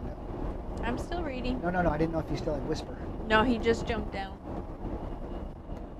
Knowing him, he's probably hungry. Yeah, Cindy says one of their cats is a dashboard cat and sleeps on the dash during the drives. Angel used to do that. Yeah, when we had Angel, she would do that. We would put a bed up there right against the windshield. She would be zonked out on her back. She'd have her feet pushed up against the windshield. It was so cute.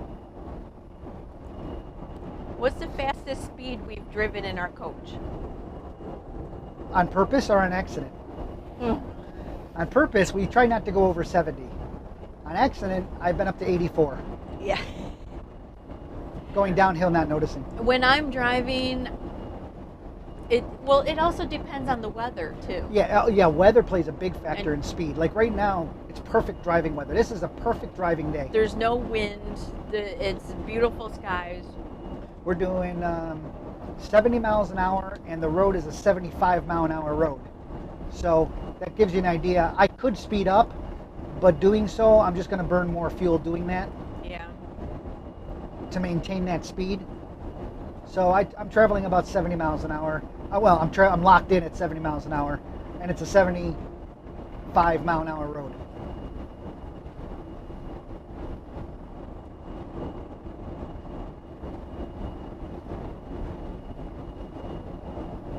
What do we got here, love sign?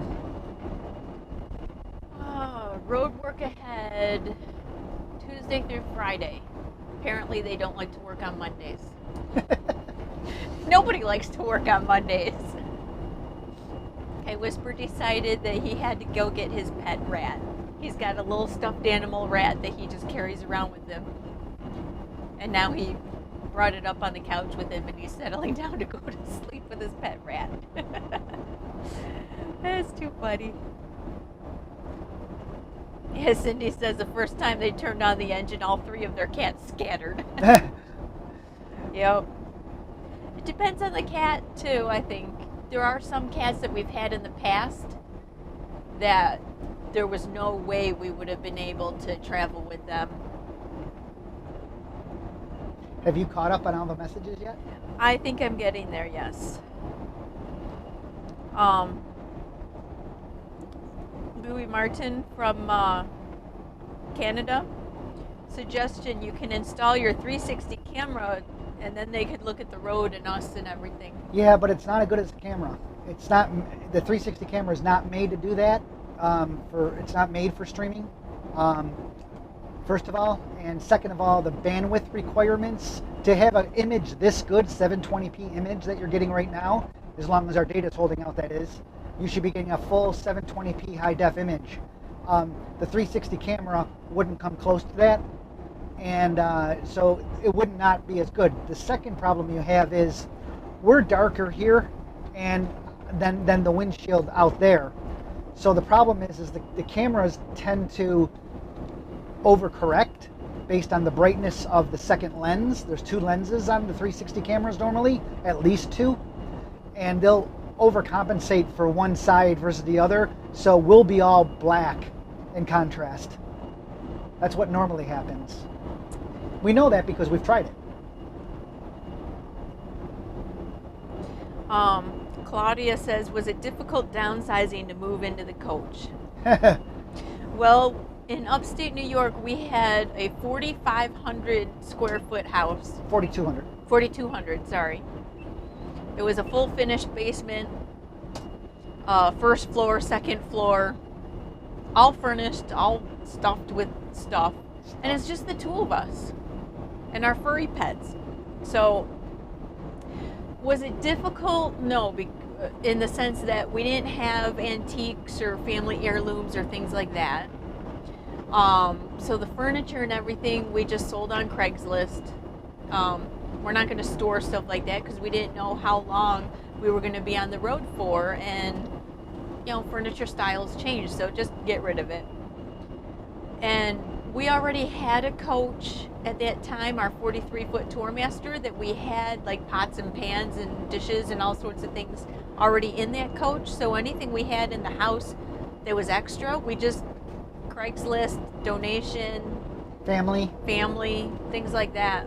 So, and you know, our theory was if we ended up missing something and said, oh, we shouldn't have gotten rid of this, we should have brought it with us, just buy another one.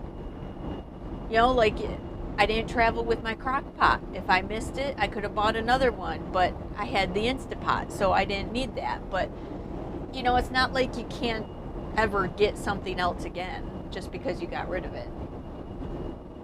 Now, so the other aspect... It wasn't difficult, it just took a lot of time because we had a lot of stuff.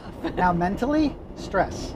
Yeah. That leaving and doing this and just going on the road and living in something that can break down at any time, and not having a home, brick and mortar, a base, that was you know, that's a daunting feeling. Yeah, you're leaving your family and your friends and your neighbors and everybody that you know to go out into the country with just the two of us. Now, for us, it wasn't a big deal for us to be in such a small space together because we were always together in the house. So, I mean, that really wasn't an issue for us, but... So, there's the biggest thing I miss is we had a dedicated theater in the basement, a dedicated cinema. Yeah. That was all soundproofed, done to the nines. Well, and that was our previous life. That was our audio, video, and all that. So yeah. it was state of the art, and that's the thing I really miss the most. Now this view is our high definition. Christine, I missed your question earlier. She said she asked earlier, is there a difference between driving a 40-foot with a toad when a toad is added? Any pointers, anything? You're longer. They're looking at getting a 2018 40 IH and a 2018 Jeep Grand Cherokee. Blue Ox is the latest 2-foot longer option. Because Blue Ox came out, I told you, with that new tow hitch or something. It's 2 feet longer? That's what she says, yeah. But that doesn't make sense. That would be too deep. That would. She's nervous about towing because it'll be her first time towing a vehicle. Is there any pointers? Don't back up. Yeah, when you tow 4 wheels down, you can't back up. You just got to remember you're longer, but you have your rear view camera to let you know you can see when you're past somebody, so you can safely merge and everything. And then you just got to remember that when you go through an intersection and you're turning left or right, You just have to be a little bit wider because that car is going to track inward, inward on the curve. So you need to be a little bit wider than you normally would without the tow. We really have never driven a coach without a tow. So from the start, that's how we got used to it. I mean, we've driven the coach now without a tow, bringing it somewhere, doing something, whatever.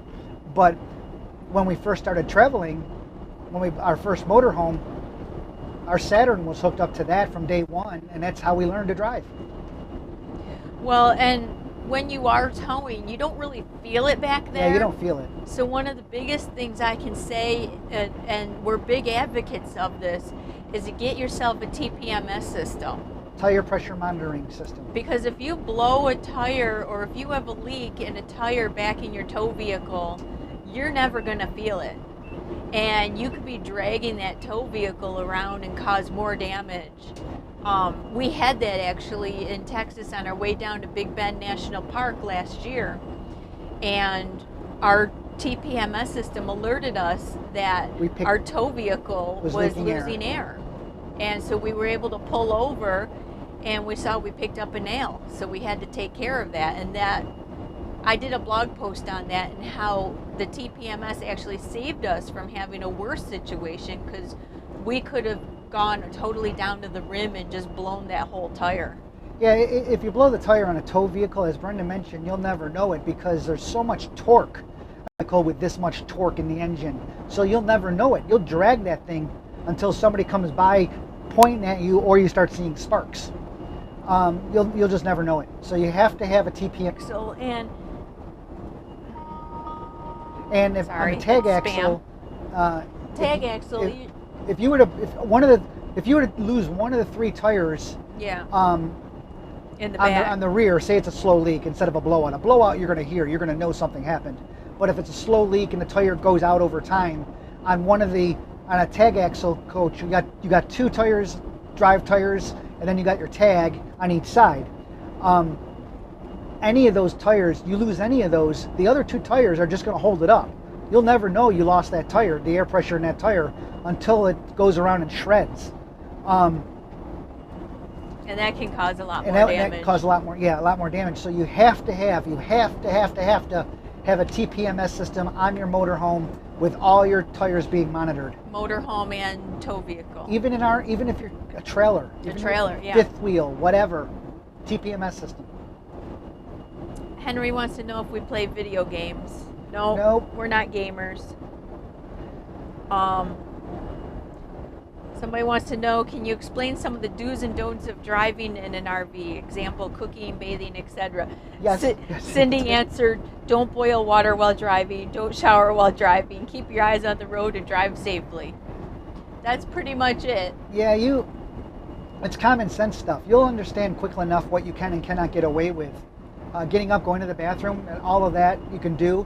You have to be hyper aware, though, if you're the one getting up, that, like right now, if Brenda was to get up, she's traveling, her body is physically traveling 70 miles per hour, just like the motorhome.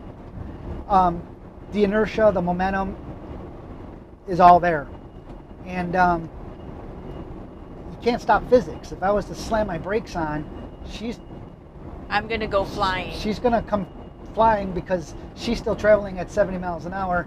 She's going to come up to me at 70 miles an hour. And there's some people that are not comfortable. Do's and don'ts, you don't really use your coffee machine, Preference, not a pot. Preference, I make sandwiches only when there's not a lot of traffic and we're driving a straight way. If we're going through a city or something, I'm not going to stand up and go anywhere.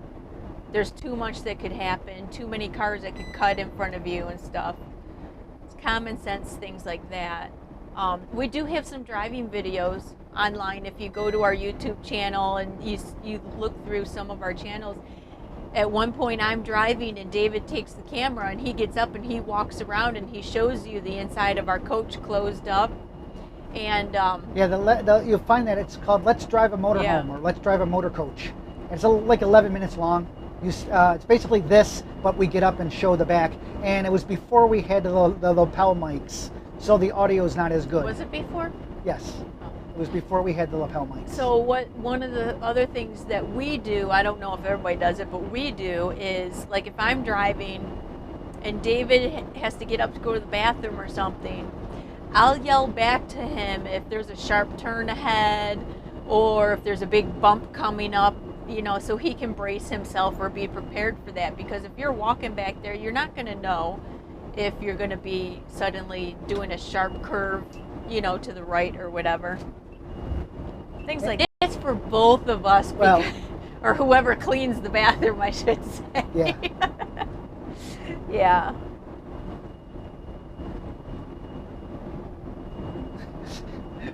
Yeah, Cindy says they never get up and walk around when they're driving. And we don't typically, unless, like, you have to go to the bathroom or something and you just can't help it. You got to go to the bathroom. There's no rest area. We do pull off to rest areas and stretch our legs and switch drivers and all that, but we try to keep our driving down to 4 hours a day. Try to. And we'll switch off. So I'll usually start, or and it doesn't matter. One of us will start driving, and then a couple hours in, we'll stop at a rest stop somewhere and switch off. It's just easier, more comfortable. Yeah. Or just continue driving, depending on how you're feeling. We're currently 46 miles to our exit, excuse me. And then we're going to go through Quartzsite area, and we can turn the camera around for that. Yeah, Quartzsite area, it's a small little town, but they've got some restaurants and things there.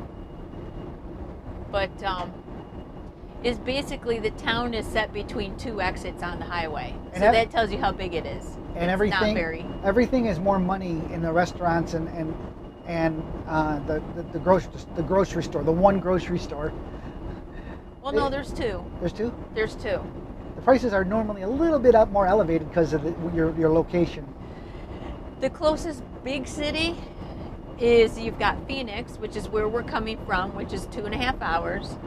Or I think the next one is in California. You've got Indio, California, I think is the next. There's a bigger grocery store and stuff in Blythe, California, but it's right on the border. That's maybe 20 minutes, half an hour away, something like that. But as far as getting supplies, you know, to the restaurants and the grocery stores and stuff, everything's more money because it's the location. Yeah.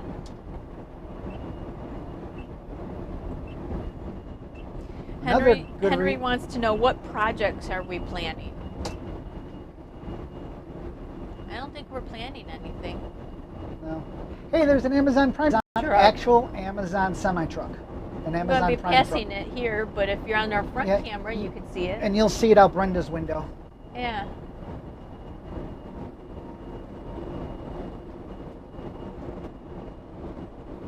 If I live on the road or just travel a lot on the road, you must have Amazon Prime because the 2-day delivery. Because sometimes if you're doing a lot of traveling, you're not in a place very long. So you need to be able to get something quickly. So Amazon Prime is your best friend because you can get, as you know, just about anything you need on Amazon. Oh yeah, Cindy reminds me that Parker, Arizona has a super Walmart. That's still a little distance away though. Yeah, it is. You know, if you just ran out of milk or something, I'd be going into Quartzsite versus out to Parker. But Claudia says, what sound system do we have? We have a large system that would never fit in an RV. We've been looking at sound bars with subwoofer, particularly Bose. Oh God, no. Sorry, Bose is a great marketing company. They make lousy products. Again, everything's in my opinion when I talk. So Bose, I come from the audio video industry. AVSforum.com, I founded back in 1999. AVS Forum, AVS stands for Audio Video Science. Grew it to be the largest online community of audio video enthusiasts on the web. Any case, then we sold it in October of 2011. Any case, Bose is a great marketing company. Their products are so compared to things like even the Samsung soundbars or even the LG soundbars. It's a placebo effect. They say, oh, wait until you hear that, you'll hear this great sound, and then you're expecting to hear this great sound, and you do hear this great sound. because you were just told you're going to hear this great sound, and you're looking at pictures of people with smiling faces in their photos and blah, blah, blah. Anyways, they're a really great marketing company. Some of their products might be well, but once again, you're talking to a guy that came from a full dedicated home theater or home cinema system. So that was my biggest loss. We use a Samsung soundbar with a subwoofer. Soundbar and subwoofer, that's it in our motorhome. Our television's Some people only... have put speakers in. Yeah, they have, but didn't Michael and Luke put in a system or something? I think so. But again, you're in limited closed space. Yeah. So it's not like you have a lot of separation. You might as well wear 5.1 headphones, and which we do have. Which we also have, because you're going to get much better sound out of that than you would anything else for the most part. So yeah, soundbar is going to be the way to go. Our TV is only 50 inches compared to an 11-foot screen that we had at home, wide, 11-foot wide. Yeah.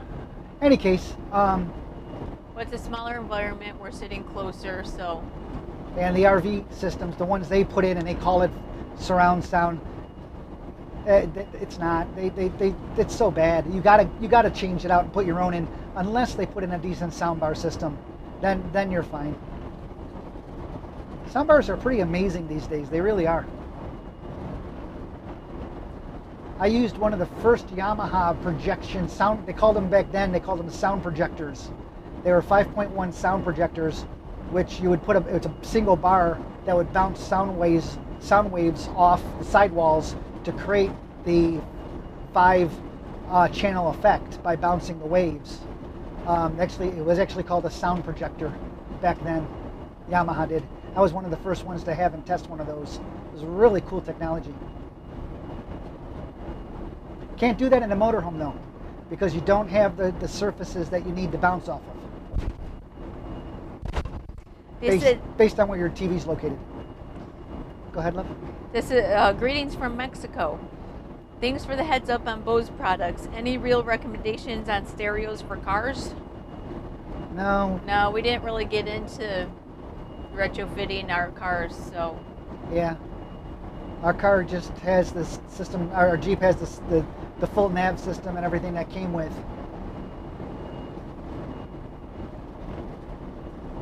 Did change. We bought it. We bought the Jeep used from a friend of ours, and he did change the amplifier in it though. He uses a different amp, and I think he changed out the speakers. Versus buying the upgraded package from Jeep, he did it himself. Yeah. But for nothing really to recommend on cars. I'm just not into that area at all. Outdoor Gear wants to know, where do we put the cat's litter box? I did do a blog post on OutsideOurBubble.com, which is our travel blog. If you just search for traveling with cats, there's a whole blog post on that, and I show a picture of when we're parked. We have the litter box in our back closet in a corner. Perfect. This coach had a perfect space for a litter box. We could not have lucked out. And that more. was something we considered when we were looking at floor plans, Very because true. we knew Very we would true. need to put it somewhere. Yes. However, when we're traveling, the cats don't like to go all the way in the back because that's where the engine is. So when we're traveling, we do have to bring the litter box up and we put it underneath the kitchen table.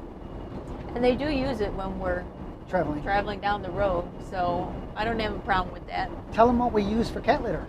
Oh, the cat litter? Yeah, we don't use clay litter or anything like that. We use the pine pellets. They're all natural pine pellets. Horse bedding. Yeah, I was going to get to that. Sorry. You see them a lot, like at the pet stores. Are called like feline pine and stuff. And a small bag will run you like $30 or something. Stupid money. Stupid money like that. Stupid money, just because they market it for cats. Yeah, and it's a small bag too. Yeah, 15 pounds. You can get the same exact pine pellets, and it's horse bedding, so it's got no chemicals, no nothing. It's not the wood pellets you use for a stove. Those are different. Those have chemicals in them. Some of them. But yeah, still, you don't use those. But still, you don't use those. You use pine pellets. Horse bedding, which is pine pellets, just like the feline pine, same exact thing, but you can get a big 40 or 45 pound bag for $5. and Now so that lasts a while. the key there is obviously usually the cat smell, the urine smell, and the thing about using pine pellets is that when they urinate, the pine naturally deodorizes it. Yeah, it's a natural, it's a neutralizer. Neutralizer. So there's no odor. Yeah. So there's a tip for you. Even if you don't RV right now, if you have cats, look into horse bedding. Not kidding. Pellet horse bedding. Yeah, I buy it like at Tractor Supply store, Country Max if you have those where you are. But Tractor Supply I've found all over the country, and they're literally $5 for like a big 45 pound bag. Now, right now, just so I hope our transmission is still good because we're out literally in the middle of nowhere right now. I don't know when the last. There's currently light traffic on your route. Thank you. I don't know how our transmission is. Remember, we're 4G. We're only as good as our data. So if we lose you, hang in there. It'll come back. Just wanted to say that because we're out in the middle of nowhere. We still look like we're fine though. That's good. That's good to hear. Yeah. Right? Just pre-warning, just in case. Henry wants to know, what TV do we have? We have a Samsung Quantum Dot television. We replaced the one that the coach came with. It's just a 50-inch Samsung Quantum Dot. There's a rest area coming up. You need to stop. No. I wanted to put in an OLED. If I had my preference to buying a flat panel right now, it would definitely be an OLED TV, not a Quantum Dot. So an LG OLED, because the technology is so great. The OLED technology stands for organic LED. It's so great. It's really nice. But the smallest they make those panels, because they're expensive to manufacture, the smallest panel you can get is 55-inch, and I don't have the room to put that in. Yeah, not with how our cabinetry is and everything. Believe me, he's tried measuring and figuring it out. Honey, look what I see ahead. The white. Yep, you're starting to see the white dots out in the desert. So we're now going down a hill. We're all the way up on the top, cresting over, and we can now look out. We're 34 miles away, way out there, way out in the distance. Obviously, 34 miles away. We're up on it. We're up on a hill coming down, and you can. First time we ever visited Quartzsite wasn't a week before it started like this. It was during Quartzsite, and we literally thought we were looking at snow on the ground. There was so many RVs out there. Yeah. They're mostly white. They're mostly pole campers and fifth wheels and stuff. Currently light traffic on your route. So, so it looked like snow. It was weird. We had no clue we were seeing RVs. Well, and then we're like, why are all these RVs out here? Because when we first came out west, we didn't know what Quartzsite was or anything like that.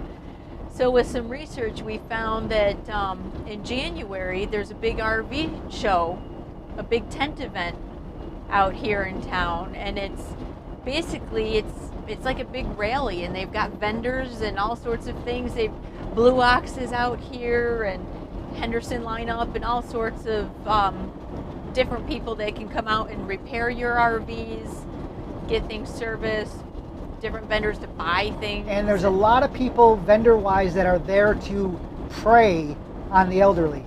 Yeah. I hate it. I hate it with a passion. And what I mean by prey on the elderly is, let's face it, there's a lot of RVers, even though it's changing right now, the landscape of the RV industry is changing, but there's still a lot of people that are on the older side, of course, that motorhome. And the issue is this show attracts vendors that cater to basically duping older people. I mean, last year the big thing was USB cables. Charge your phone 15 or 50% faster than normal by using this charging cable. No, you can't do that. A USB cable does not charge your phone faster. It doesn't have anything to do with the charging principles.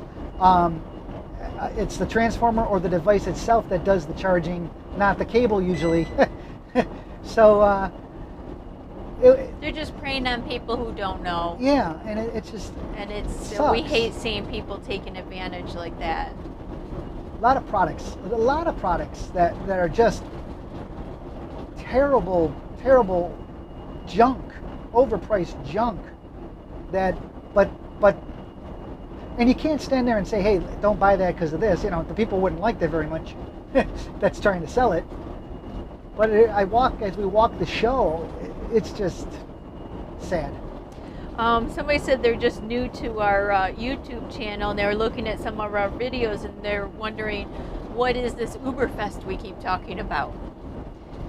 Because they're just new to this. So OOBerfest is OOB for Outside Our Bubble, and that's our travel blog. So if you go to outsideurbubble.com, that's our travel blog, and we decided, and Quartzsite is the town out here in Arizona, and every January there's this big tent event, as we were just talking about, for RVers with vendors and all sorts of things.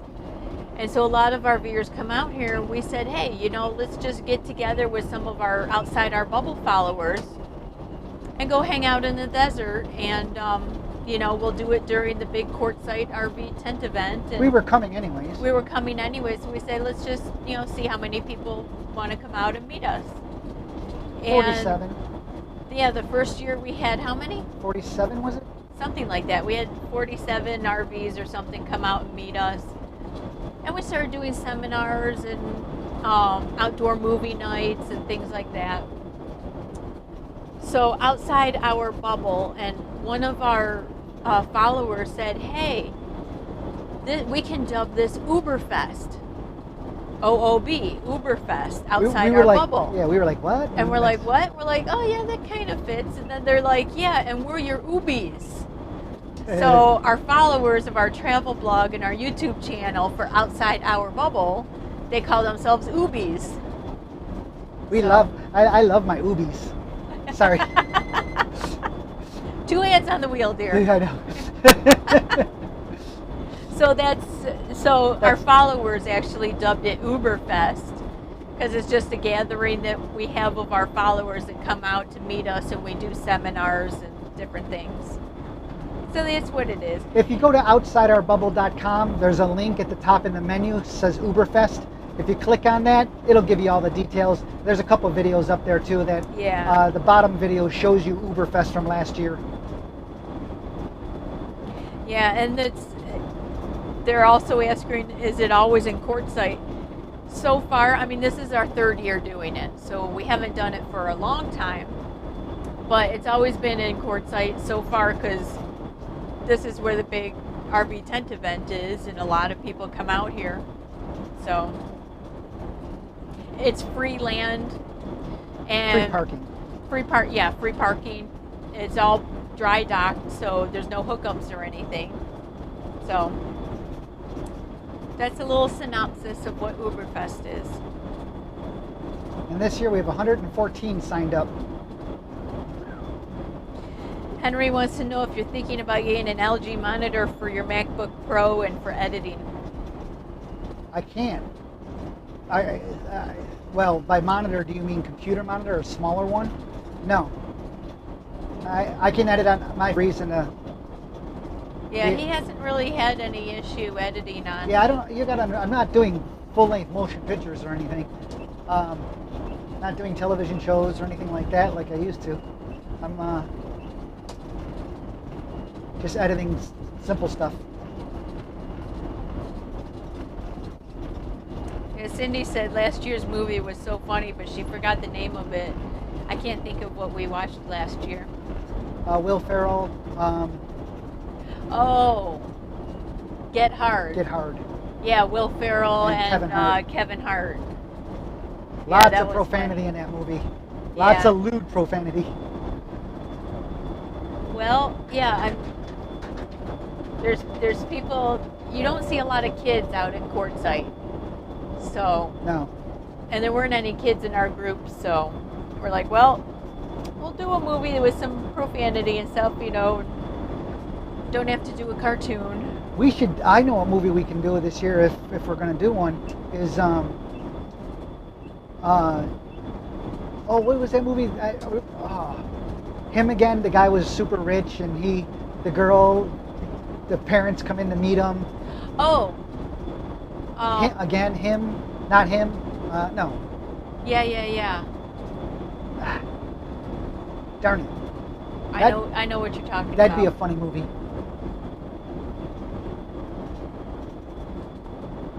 I know what one you're talking about, yeah. Bryan Cranston is the father. Yeah. Double dick. Yeah. Why him? Yeah, Why him? That's the movie. Why him? Yeah. Actually, I take back what I said earlier, guys. That wasn't Quartzsite we were seeing in the distance. That was a big processing plant. We gotta go over this. Yeah, hill. the mountain range I thought was the mountain range. That is up here actually, and we haven't gone over it yet. Oh well. Once we go over it, though, Quartzsite will be on the other side of it. Yeah, Christine just said, "Why him?" Thank you, Christine. I wasn't looking at the screen. John Walker says, "Yeah, we should show RV with Robin Williams." We have. A lot of people are familiar with that movie now, though, so we try to get something fresh and new. Somebody says, regarding boondocking, you mentioned you have no propane. Is your furnace electric or do you have solar? No, we have Aqua Hot. Yeah, we have an Aqua Hot system for our furnace. It's a diesel boiler. It's a diesel boiler that runs our heat, which we will be using at nighttime because it gets cold in the desert.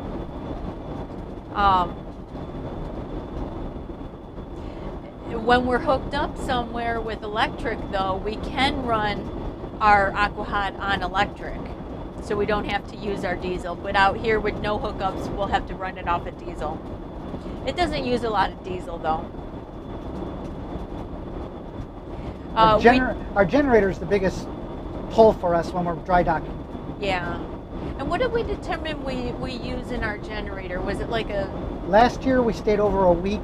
I think it was 12 days. I think 12 or 13 days. We were close to 2 weeks. Yeah, we used almost a quarter of a tank. Almost. And that's really, for us, since we're all electric. And that's running the generator about 2.5 hours in the morning, 2.5 hours at night. Yeah. Yeah, we can run off of our batteries during the day and all night long without an issue. Just to charge up the batteries again, about 2.5 hours in the morning when we get up, and then 2.5 hours at night before bed. I have on board on this coach, I upgraded the battery bank in it when we bought it, and I got 900 amp hours of battery power. And we've got AGM batteries. And they're also AGM. They're not the water batteries. I highly batteries. recommend if you're having a coach build or you're buying a coach or whatever, get AGM batteries in it. So much less maintenance. That's for sure. Don't deal with the water batteries.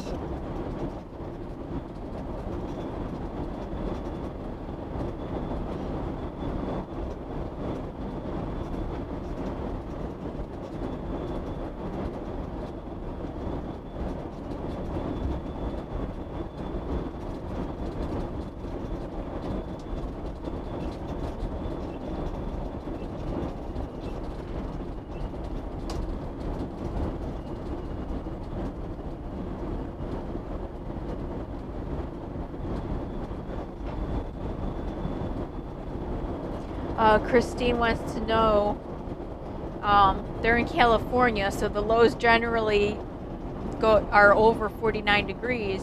When would I use the heat pump versus the Aqua Hot furnace? We don't have a choice in that. Well, we have a choice, I should say. If you're plugged in. If you're plugged in, if you put the heat pump on, it automatically also turns on the Aqua Hot. So, because electric's electric, it assumes in our coach electric is electric. So if the Aqua Hot if you're plugged into shore power, you got electric going to your Aqua Hot heating the water. If you turn on your heat pump to heat the coach faster, it uses the heat pump of the AC and the Aqua Hot on electric power. It doesn't turn the boiler on though. And it sounds like she knows this because she says it generally doesn't, isn't below 49 degrees, but the heat pump will not pump heat if it's 45 I think it's or below. like 45 degrees. Yeah. It can't produce heat. It can't produce heat if it's 45 degrees or below. Heat pump is part of an air conditioning unit. It's basically reverse air conditioning. And Mike wants to know, why not lithium? He put lithium in his Class C and loved the less weight and more power storage. Lithium batteries really weren't an option at the time. They're just now becoming an option for larger motor coaches. Class C, you don't have as many batteries as we would. We got 6, for example. So yeah, lithium is a good technology, obviously, but they were just starting to make their ways into RVs now. It's a different charging system and everything. So I couldn't just replace them and put lithium in here because the inverter system and the charging system is different. Well, and also, not counting Walmart's overnight or anything, this is really the only time that we boondock. Yeah, we don't go off grid very often, and when we do, it's usually only like a week and a half at a time. I even made the mistake. I added a second solar panel just because I thought it was going to be a good idea. So I have 2 180-watt solar panels versus one that it came with, and I put a second one on there at the time of manufacturing. But 2 things wrong with that. One is we don't dry dock, we don't dry camp enough at all to even justify that. Yeah. 2 solar panels still isn't enough to do anything serious. And 3, Tiffin puts the solar panel right against the roof, right against a roof riser rail in this case. So most of the time you're going to have shadow on part of the solar panel because of the roof rail. And in that case, that totally kills the solar panel. The solar panels really, if you're having a Tiffin coach built, and they really should be raising the solar panels up even with the roof rail, so the roof rail doesn't cause a shadow on the panel itself, which it does on all Tiffin coaches currently, which kills your efficiency. Christine's going back to the heat pump. She said, so why use the heat pump? I guess I don't know the difference. Oh, because use the heat pump because it's gonna heat up the coach faster than just the aqua hot on electric by itself. Yeah, it's really all preference. Yeah. I mean, it creates more BTUs. The aqua hot on electric doesn't create a lot of BTU power, so it doesn't have a lot of heating power for the entire coach. So if you use your heat pumps and you have 3 of them running, it can warm up this coach pretty quickly. Yeah. So once it's warmed up, then you can turn off the heat pumps and use the regular aqua hot heating system on electric for the most part. If you're not camping in 40 degree, 30 degree during the day weather. Yeah. So Claudia says, why did we go with an all-electric coach? That was the only option for this. This coach is the only option, but I would never go back to a propane coach. Yeah, our first coach had propane, and it was okay, but I never used the stovetop or anything with the propane. Yeah, at least our situation. I know some people love it, but coach all electric was the only option. But also lose a lot of cargo space because the propane tank is a pretty large. It's a pretty large tank. So you with that tank gone, that's all storage space now. Yeah. And again, we're normally plugged in, so propane to us makes 0 sense to have a propane in our regard. Diana wants to know, how close are we to Quartzsite now? We are 12 miles to our exit to Quartzsite. Yeah, that's on the edge of town, because as I said, Quartzsite is basically a little town between 2 exits on the highway. Yep. So. And then we'll go through Main Street of Quartzsite, and then we'll turn right and go all the way down to Plamosa Road, and then we'll turn inward and come back into the desert a couple miles into Plamosa, 2 miles exactly into Plamosa Road. No, 3 miles. 3 miles? 3 miles. Okay. Christine says, thank you for all the information on the heat pump answers. US of A, thank you. You're only seeing us though. Oh, then again, Well, if you're the front camera and the rear camera. Yeah. The rear camera, you're looking at our tow vehicle. That's kind of cool. It's kind of cool to see how that just rides back there, and you can see. Take note of if you're looking at the rear camera at all, outsideourbubble.com. A lot of times you'll see tow vehicles go bouncing back and forth, drifting back and forth like this. That's because the tongue is not locked. A little bit of give that you might have in that is enough to translate into a heck of a sway motion in a tow vehicle. Yeah. There's was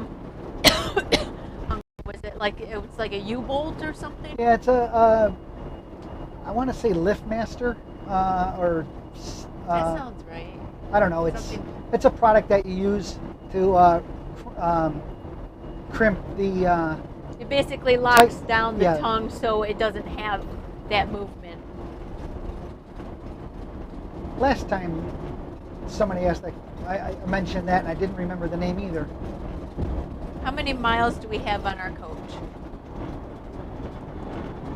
25,852 miles we have on our coach. How much? So Jeffrey says, I wonder how much solar you'd need to power a coach like yours. A lot.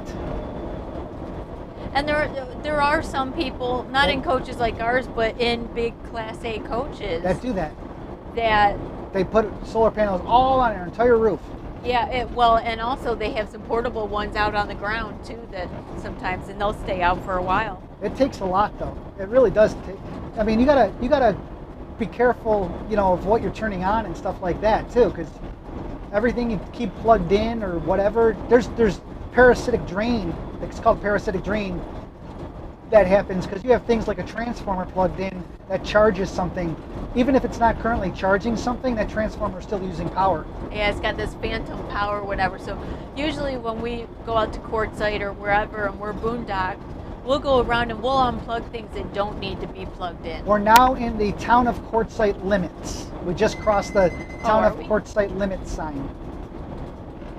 So we're. I didn't realize it came all the way out here. Yep. So now we're going to start seeing people camped on the left and the right of us.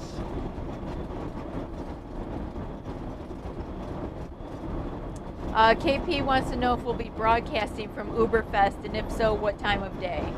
Doubtful, because just the data out here is the data is just not very good. It's very oversaturated because of all the people coming into Quartzsite, and they just have one tower out here. So we likely would not have the bandwidth to do the transmission.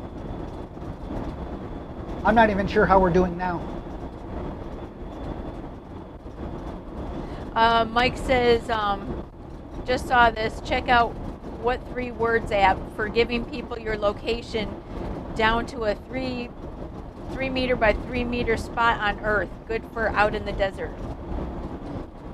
It described location in 3 words. I call it Google Maps, 2 words. Yeah, Google Maps has it. If you go to OutsideOurBubble.com, our travel blog, on the live cam page, if you scroll down, there is a GPS location that tells you where we are In real time. in real time. Yeah. Speed. Click on the image of our motor coach.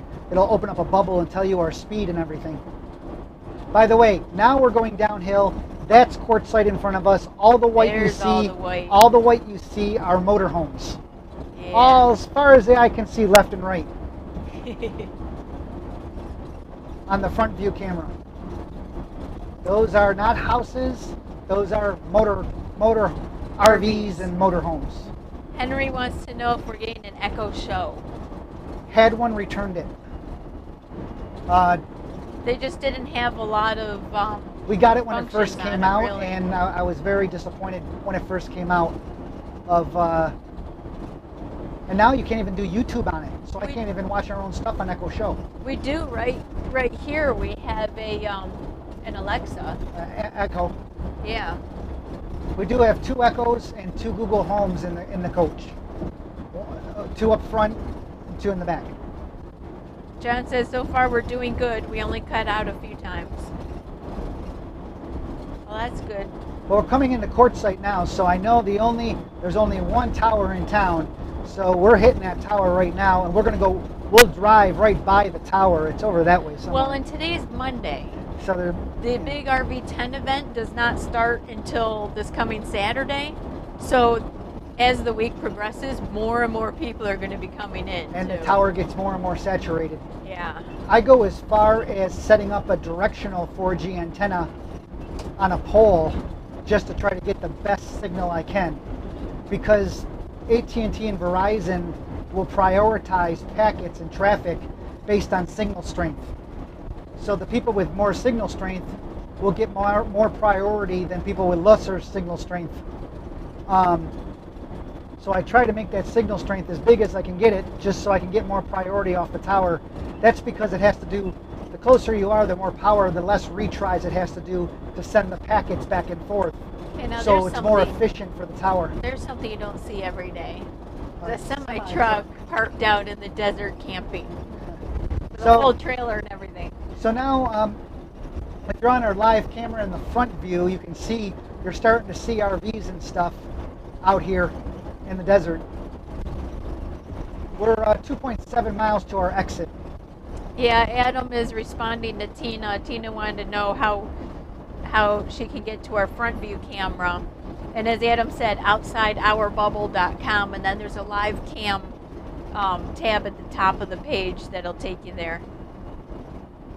It's not as clean in video as this one is, because I have it lower bandwidth, because this is the priority camera right now. Yeah. So it's not as clean and fresh, speed wise, looking wise, I should say. Frank wants to know, are you still 100% satisfied with your camera inlay in your eye? Yes, very good though. Nobody's asked me about that. Yeah. Yes, the camera in my eye is doing great. We don't even think about it now. Yeah, I can still look at things like this when I couldn't before. I'm very happy with the implant, that's for sure. And if you don't know what he's talking about, again, go to our travel blog and there's a post on it. Yeah, if you go to our travel blog, outsideourbubble.com, type in the word camera in the search, and it'll say David gets a camera. David gets a camera implanted or in his eye or something like that is the title. Yeah, we blog about everything. Most everything. 1 mile to our exit. Yeah. And then, so Brenda, I want you to turn the camera so you know how to do that, just so you're aware. See the front leg? Yeah. Above the front leg, there's a, you don't have to do it now. Above the front leg, there's Well, a little, I thought you meant to do it now. well, when we get off, so it's easier. Okay. There's a twisty thing. Yes. It's a ball. Yep. It's a ball lock. So just untwist Unlock it, and then twist it'll the camera, unlock it. turn the camera this way so you don't twist the wires, and then try to level it and lock it back down. Okay.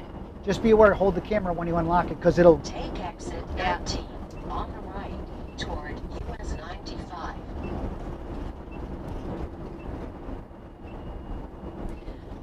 Okay, coming into Quartzsite. I just realized 1/4 mile.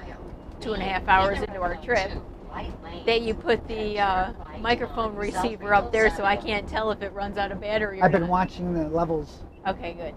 and I did all fresh batteries before we left. Okay, good. Okay, there's a perfect example of why you don't want to be parked directly behind somebody, Turn right on South Yeah, Rico this- South. this- because semi- the semi broke down in a turn. Yeah. So if we were behind him and too close, we would never get around him. Well, at least he's in town now. Yeah, really. If you can get fixed anywhere, it's here. And there's a truck stop right here. So. Okay, so if you want to go ahead and do that adjustment. Yep. Now we'll wait till your turn. There are some RV parks here in Quartzsite too, so you don't have to boondock, but Yes. this time of Turn year left they on do East fill Main up Street. fast. Okay, we're going to turn the camera around now so you can see the outdoor view going through Quartzsite. Yeah. Yep. No, other way. Other. Because of the wires. Yep. Come on, love. I'm Easy, going, don't I'm going. go. Okay, level it out. I'm going to turn. Yeah. I think it looks pretty level. In 1 mile. That looks arrive pretty at level. Yep, 90 looks East good. Main Street You take- on the right. Tighten down pretty good. Yeah. We plotted it to an address out here because there's no address of where we're going to. And I didn't put the GPS coordinates in the Garmin, so I just plotted it to an address on Main Street. So Because that's, we know where we're going. yeah, yeah. So as you can see, as we come in here on Main Street, all the RV dealers now, because this time of year they bring all these RVs out and they rent all these areas out here, and RV dealers, set up makeshift sales areas. Well, La Mesa's out here too. There is there's a La Mesa in Phoenix, Arizona, but they have basically a small satellite sales place here year round. A lot of discounts, a lot of solar places. Arrive at 90 East Main Street on the right. Yeah, if you do want to retrofit your RV for solar, a lot of Quartzsite. people do it here because there's a lot of places out here that sell solar and install it, and they're pretty knowledgeable out here with that stuff.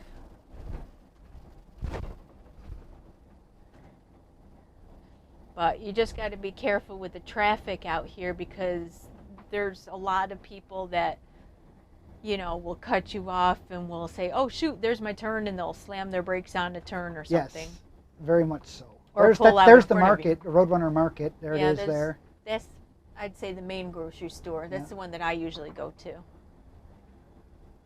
We try not to have to, though. Oh, We try not to have we to. just passed the place that we Arriving at 90 East Main Street on the right.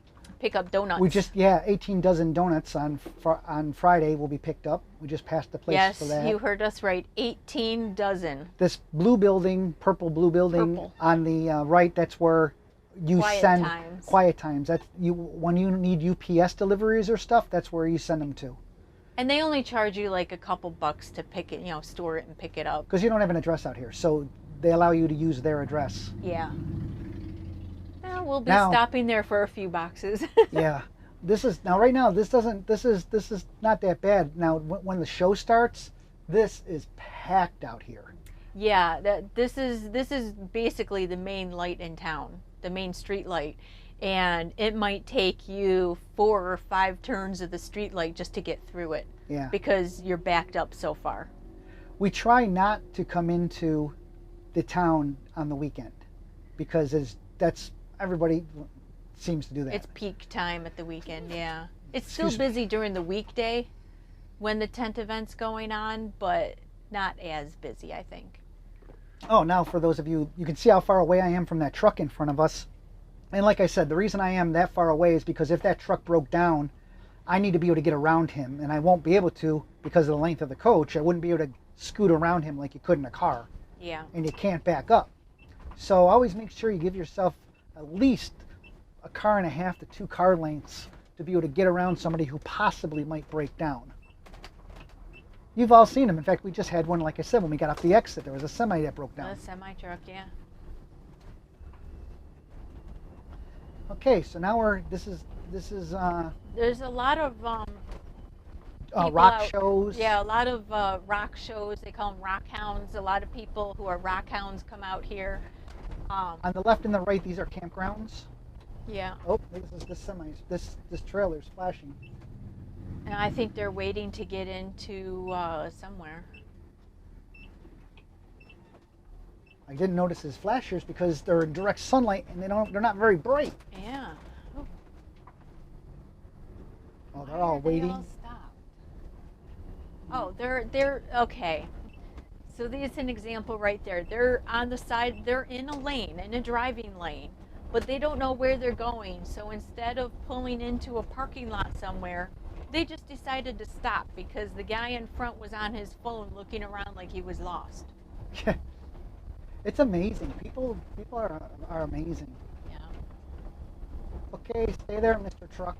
Yeah. Thank you for backing up. Thank you. He's pulled out into the road a little bit. Thank you. Excuse this outsider bubble coming through. Excuse me.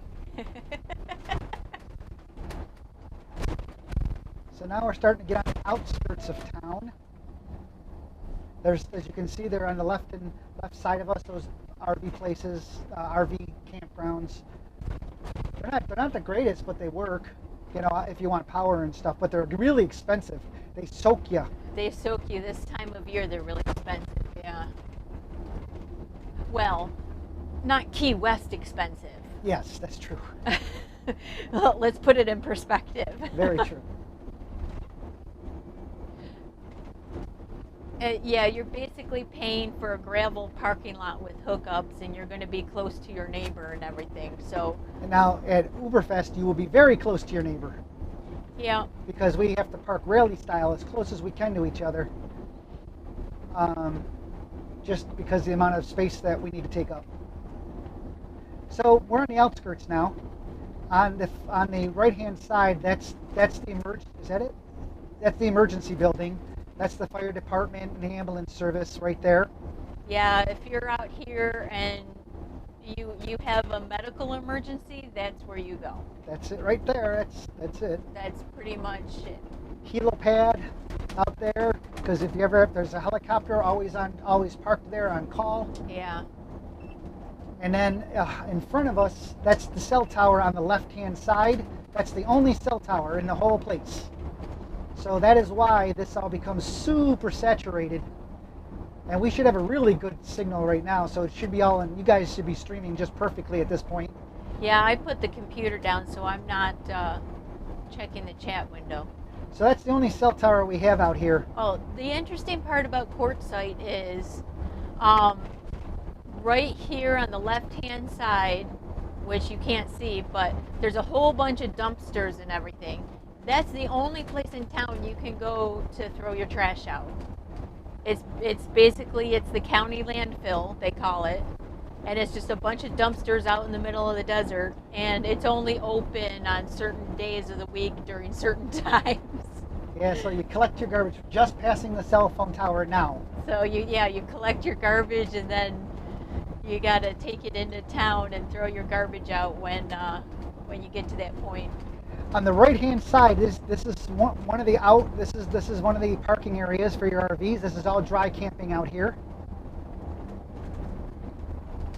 This fills up pretty quickly the closer into town you get, because people don't want to drive further out. I gotta say, there's a lot of RVs here, a lot more than I think. There's usually a lot in that area. I think they have a dump station in that area too. Ah. So a lot of people park there. We are parked. Oh, hi, Whisper. We are parked for OOBerfest, the furthest out we can get. So the reason we're doing that is not because that's the first place. When we came to Quartzsite for the first time, that's where we went, and that's where we met the first people ever. Ken and Diane Custis. They were the first people we ever met out in Quartzsite, and their friends Dave and Rose, and Hoover, the Great Dane. Yeah. Hoover is actually the one that brought us together. Yeah, we're just naturally attracted to dogs and want to go and pet them. And I really feel bad for Ken and Diana, because they used to be, when we went out there, nobody else out there but us and them and a couple other people. And then OOBerfest starts. Now we brought 100 and something of our closest RV friends. So their little unknown spot all the way in the back, unfortunately, we killed, but Ken and Diane are friends of ours still to this day, and they come to OOBerfest. Yeah, they came out to Southwoods in last summer they came to Southwoods and visited. Timing, and so they had never been to the East Coast, and so they were traveling all over the East Coast. Reception, even though we're not too far away, it's congested. I know it is, and the further away we get, the less priority they're going to give us for maintaining the signal. I have the booster on and everything, and so we're doing the best we can do. So if we start breaking up at the end of the show here, we apologize. We can't help it. I will not turn off the camera though until we park into our spot at Quartzsite, and then we'll turn the camera around and say goodbye, and that will be that. So we're hoping, I'm saying this all now because we're hoping that we make it that far. Yeah.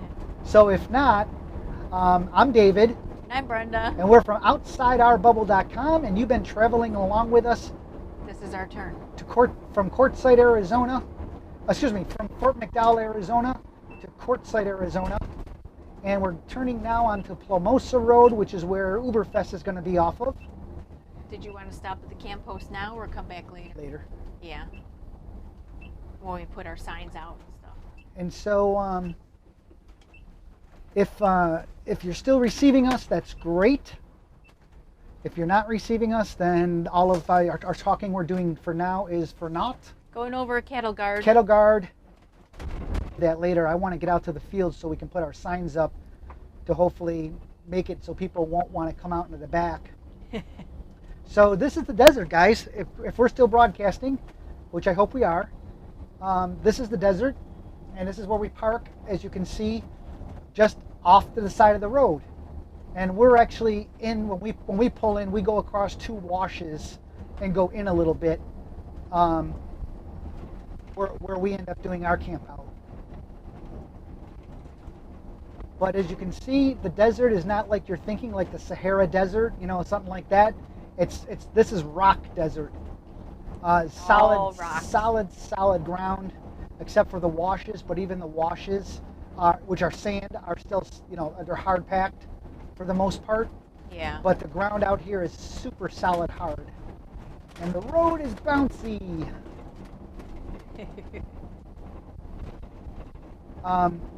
So in any case, I really hope we're still broadcasting. And if we're not, oh well. And if we are, great. Maybe we'll get lucky and the broadcast will keep going.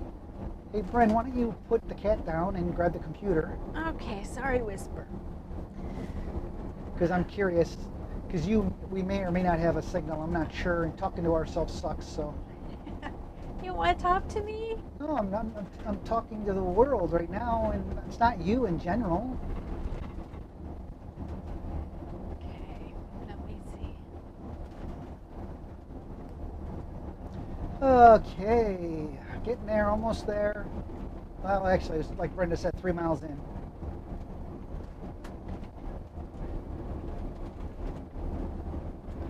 We also have to hope that, you know, the washes are still there, and you know, nature's nature. If they had a big storm or something and the washes are no longer there, we might not be able to get back to where we need to go.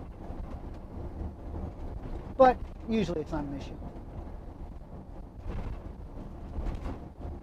Not sure if we're transmitting or not. I'm still trying to refresh. Well, we might be transmitting because the outgoing power is stronger than the receiving power. Just because you might not be receiving doesn't mean one might not be transmitting. Yeah. So just watch your speed, love. Go a little fast on this road. I'm just going to go under the assumption that we're transmitting still. Lay down, Whisper.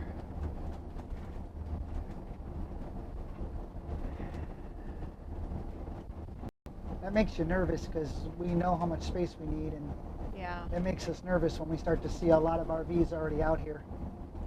I just was able to refresh. So we are still broadcasting? We're still going. Okay, so that's good. We're coming up to our turnoff right up here, guys. Did you want to unhook our car here, or no? I wanted to get to the back. Okay.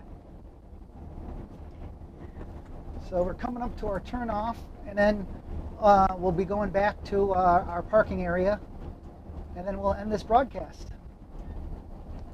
Hopefully, as Brenda said, we're still broadcasting, she believes, so that's good. Yeah. Hey, for those of you who are looking for us right here where we are turning, you'll see an outside our bubble sign along with all these other little signs. This is the last entrance to the desert. Yes. And here we go.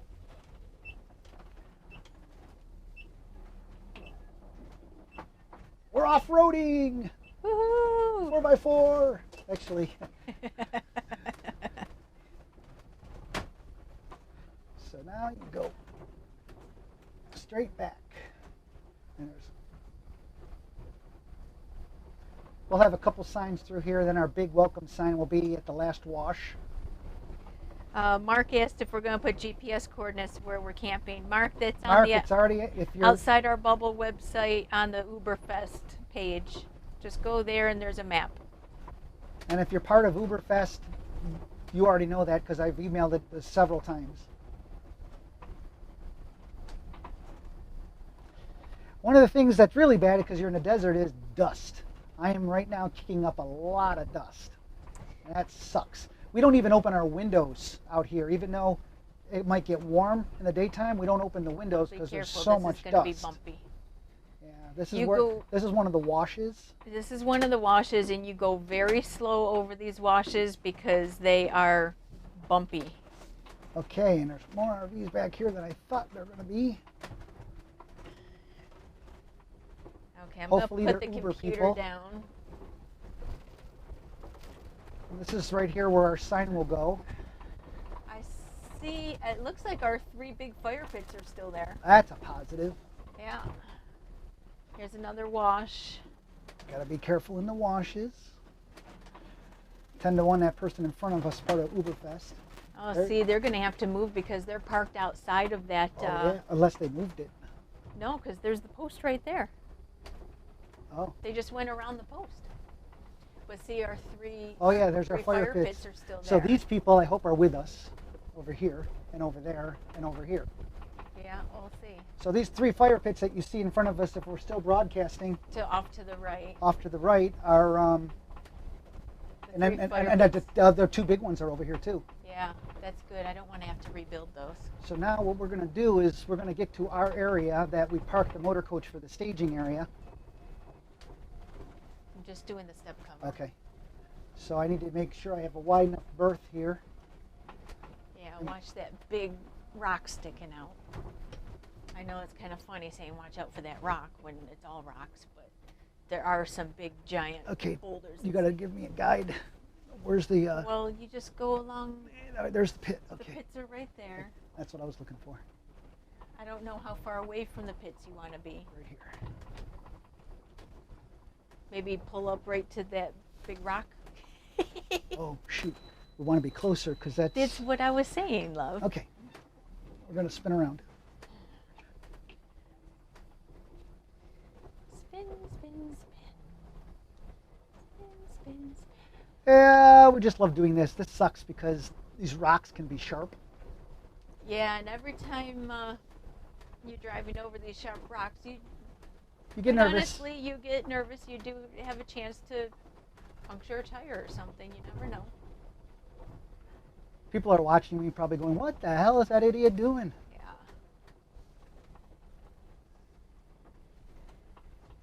Okay. Fire pits are right here. I don't know where you want to be, Well, but I'm trying to judge it from last year of how far away we were from the fire pits Yeah. for the concert. be on the right side of those big boulders there. About like that, I think. Okay. Yeah, I think that's about right. Okay. Okay, so now we want to line that fire pit up with the back edge of the coach, or not the back, but the staging area where the stage is going to be. So let me know how much to pull forward. Okay.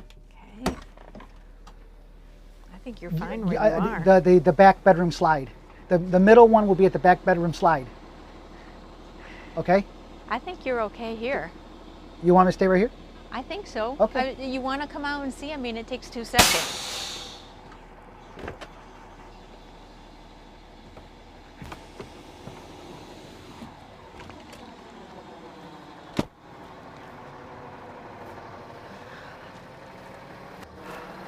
The staging area is here, so we're going to want to pull up a little bit more because that's going to be the center.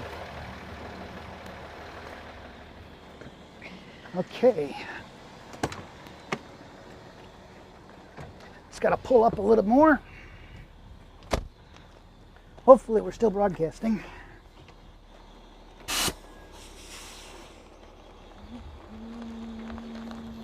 Brenda, what are you doing?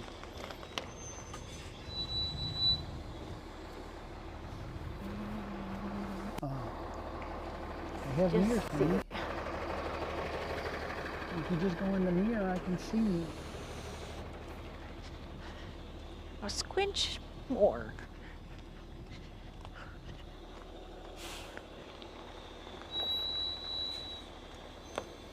Okay, we're locking it down.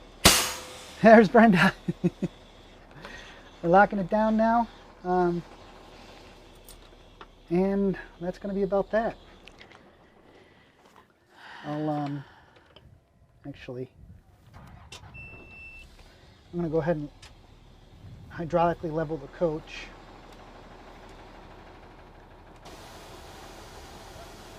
So, I hope we're still broadcasting.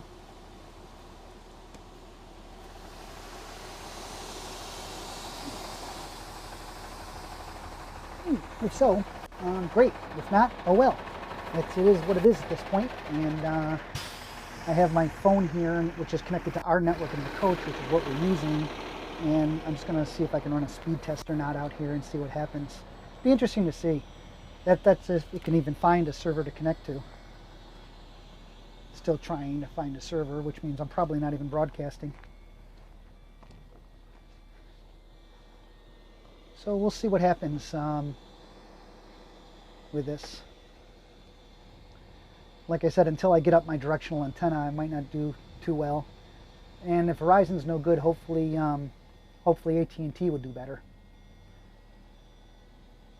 And I'm only downloading at 1.2 megabits per second, so that kind of sucks. And let's see about uploading. Then I should have more power going out, and I do. So we should still be broadcasting, so that's good news. Except for now, I'm probably screwing it with the outgoing test. So that's good. Try to level that a little bit more. So in any case, we're just waiting for the coach to level itself. And here's Brenda. And there's people, these people over here that are out there, those people are with us. I recognize them from last year. Not sure about this pace arrow in front of us, but they're going to be pleasant. They're not going to be too happy with us right there. If they're not part of our group, they're not going to be too happy with us because we're going to take over the entire area. And I mean the entire area. So, in any case, I'm going to go ahead and get Brenda here. So, oh, she's watching.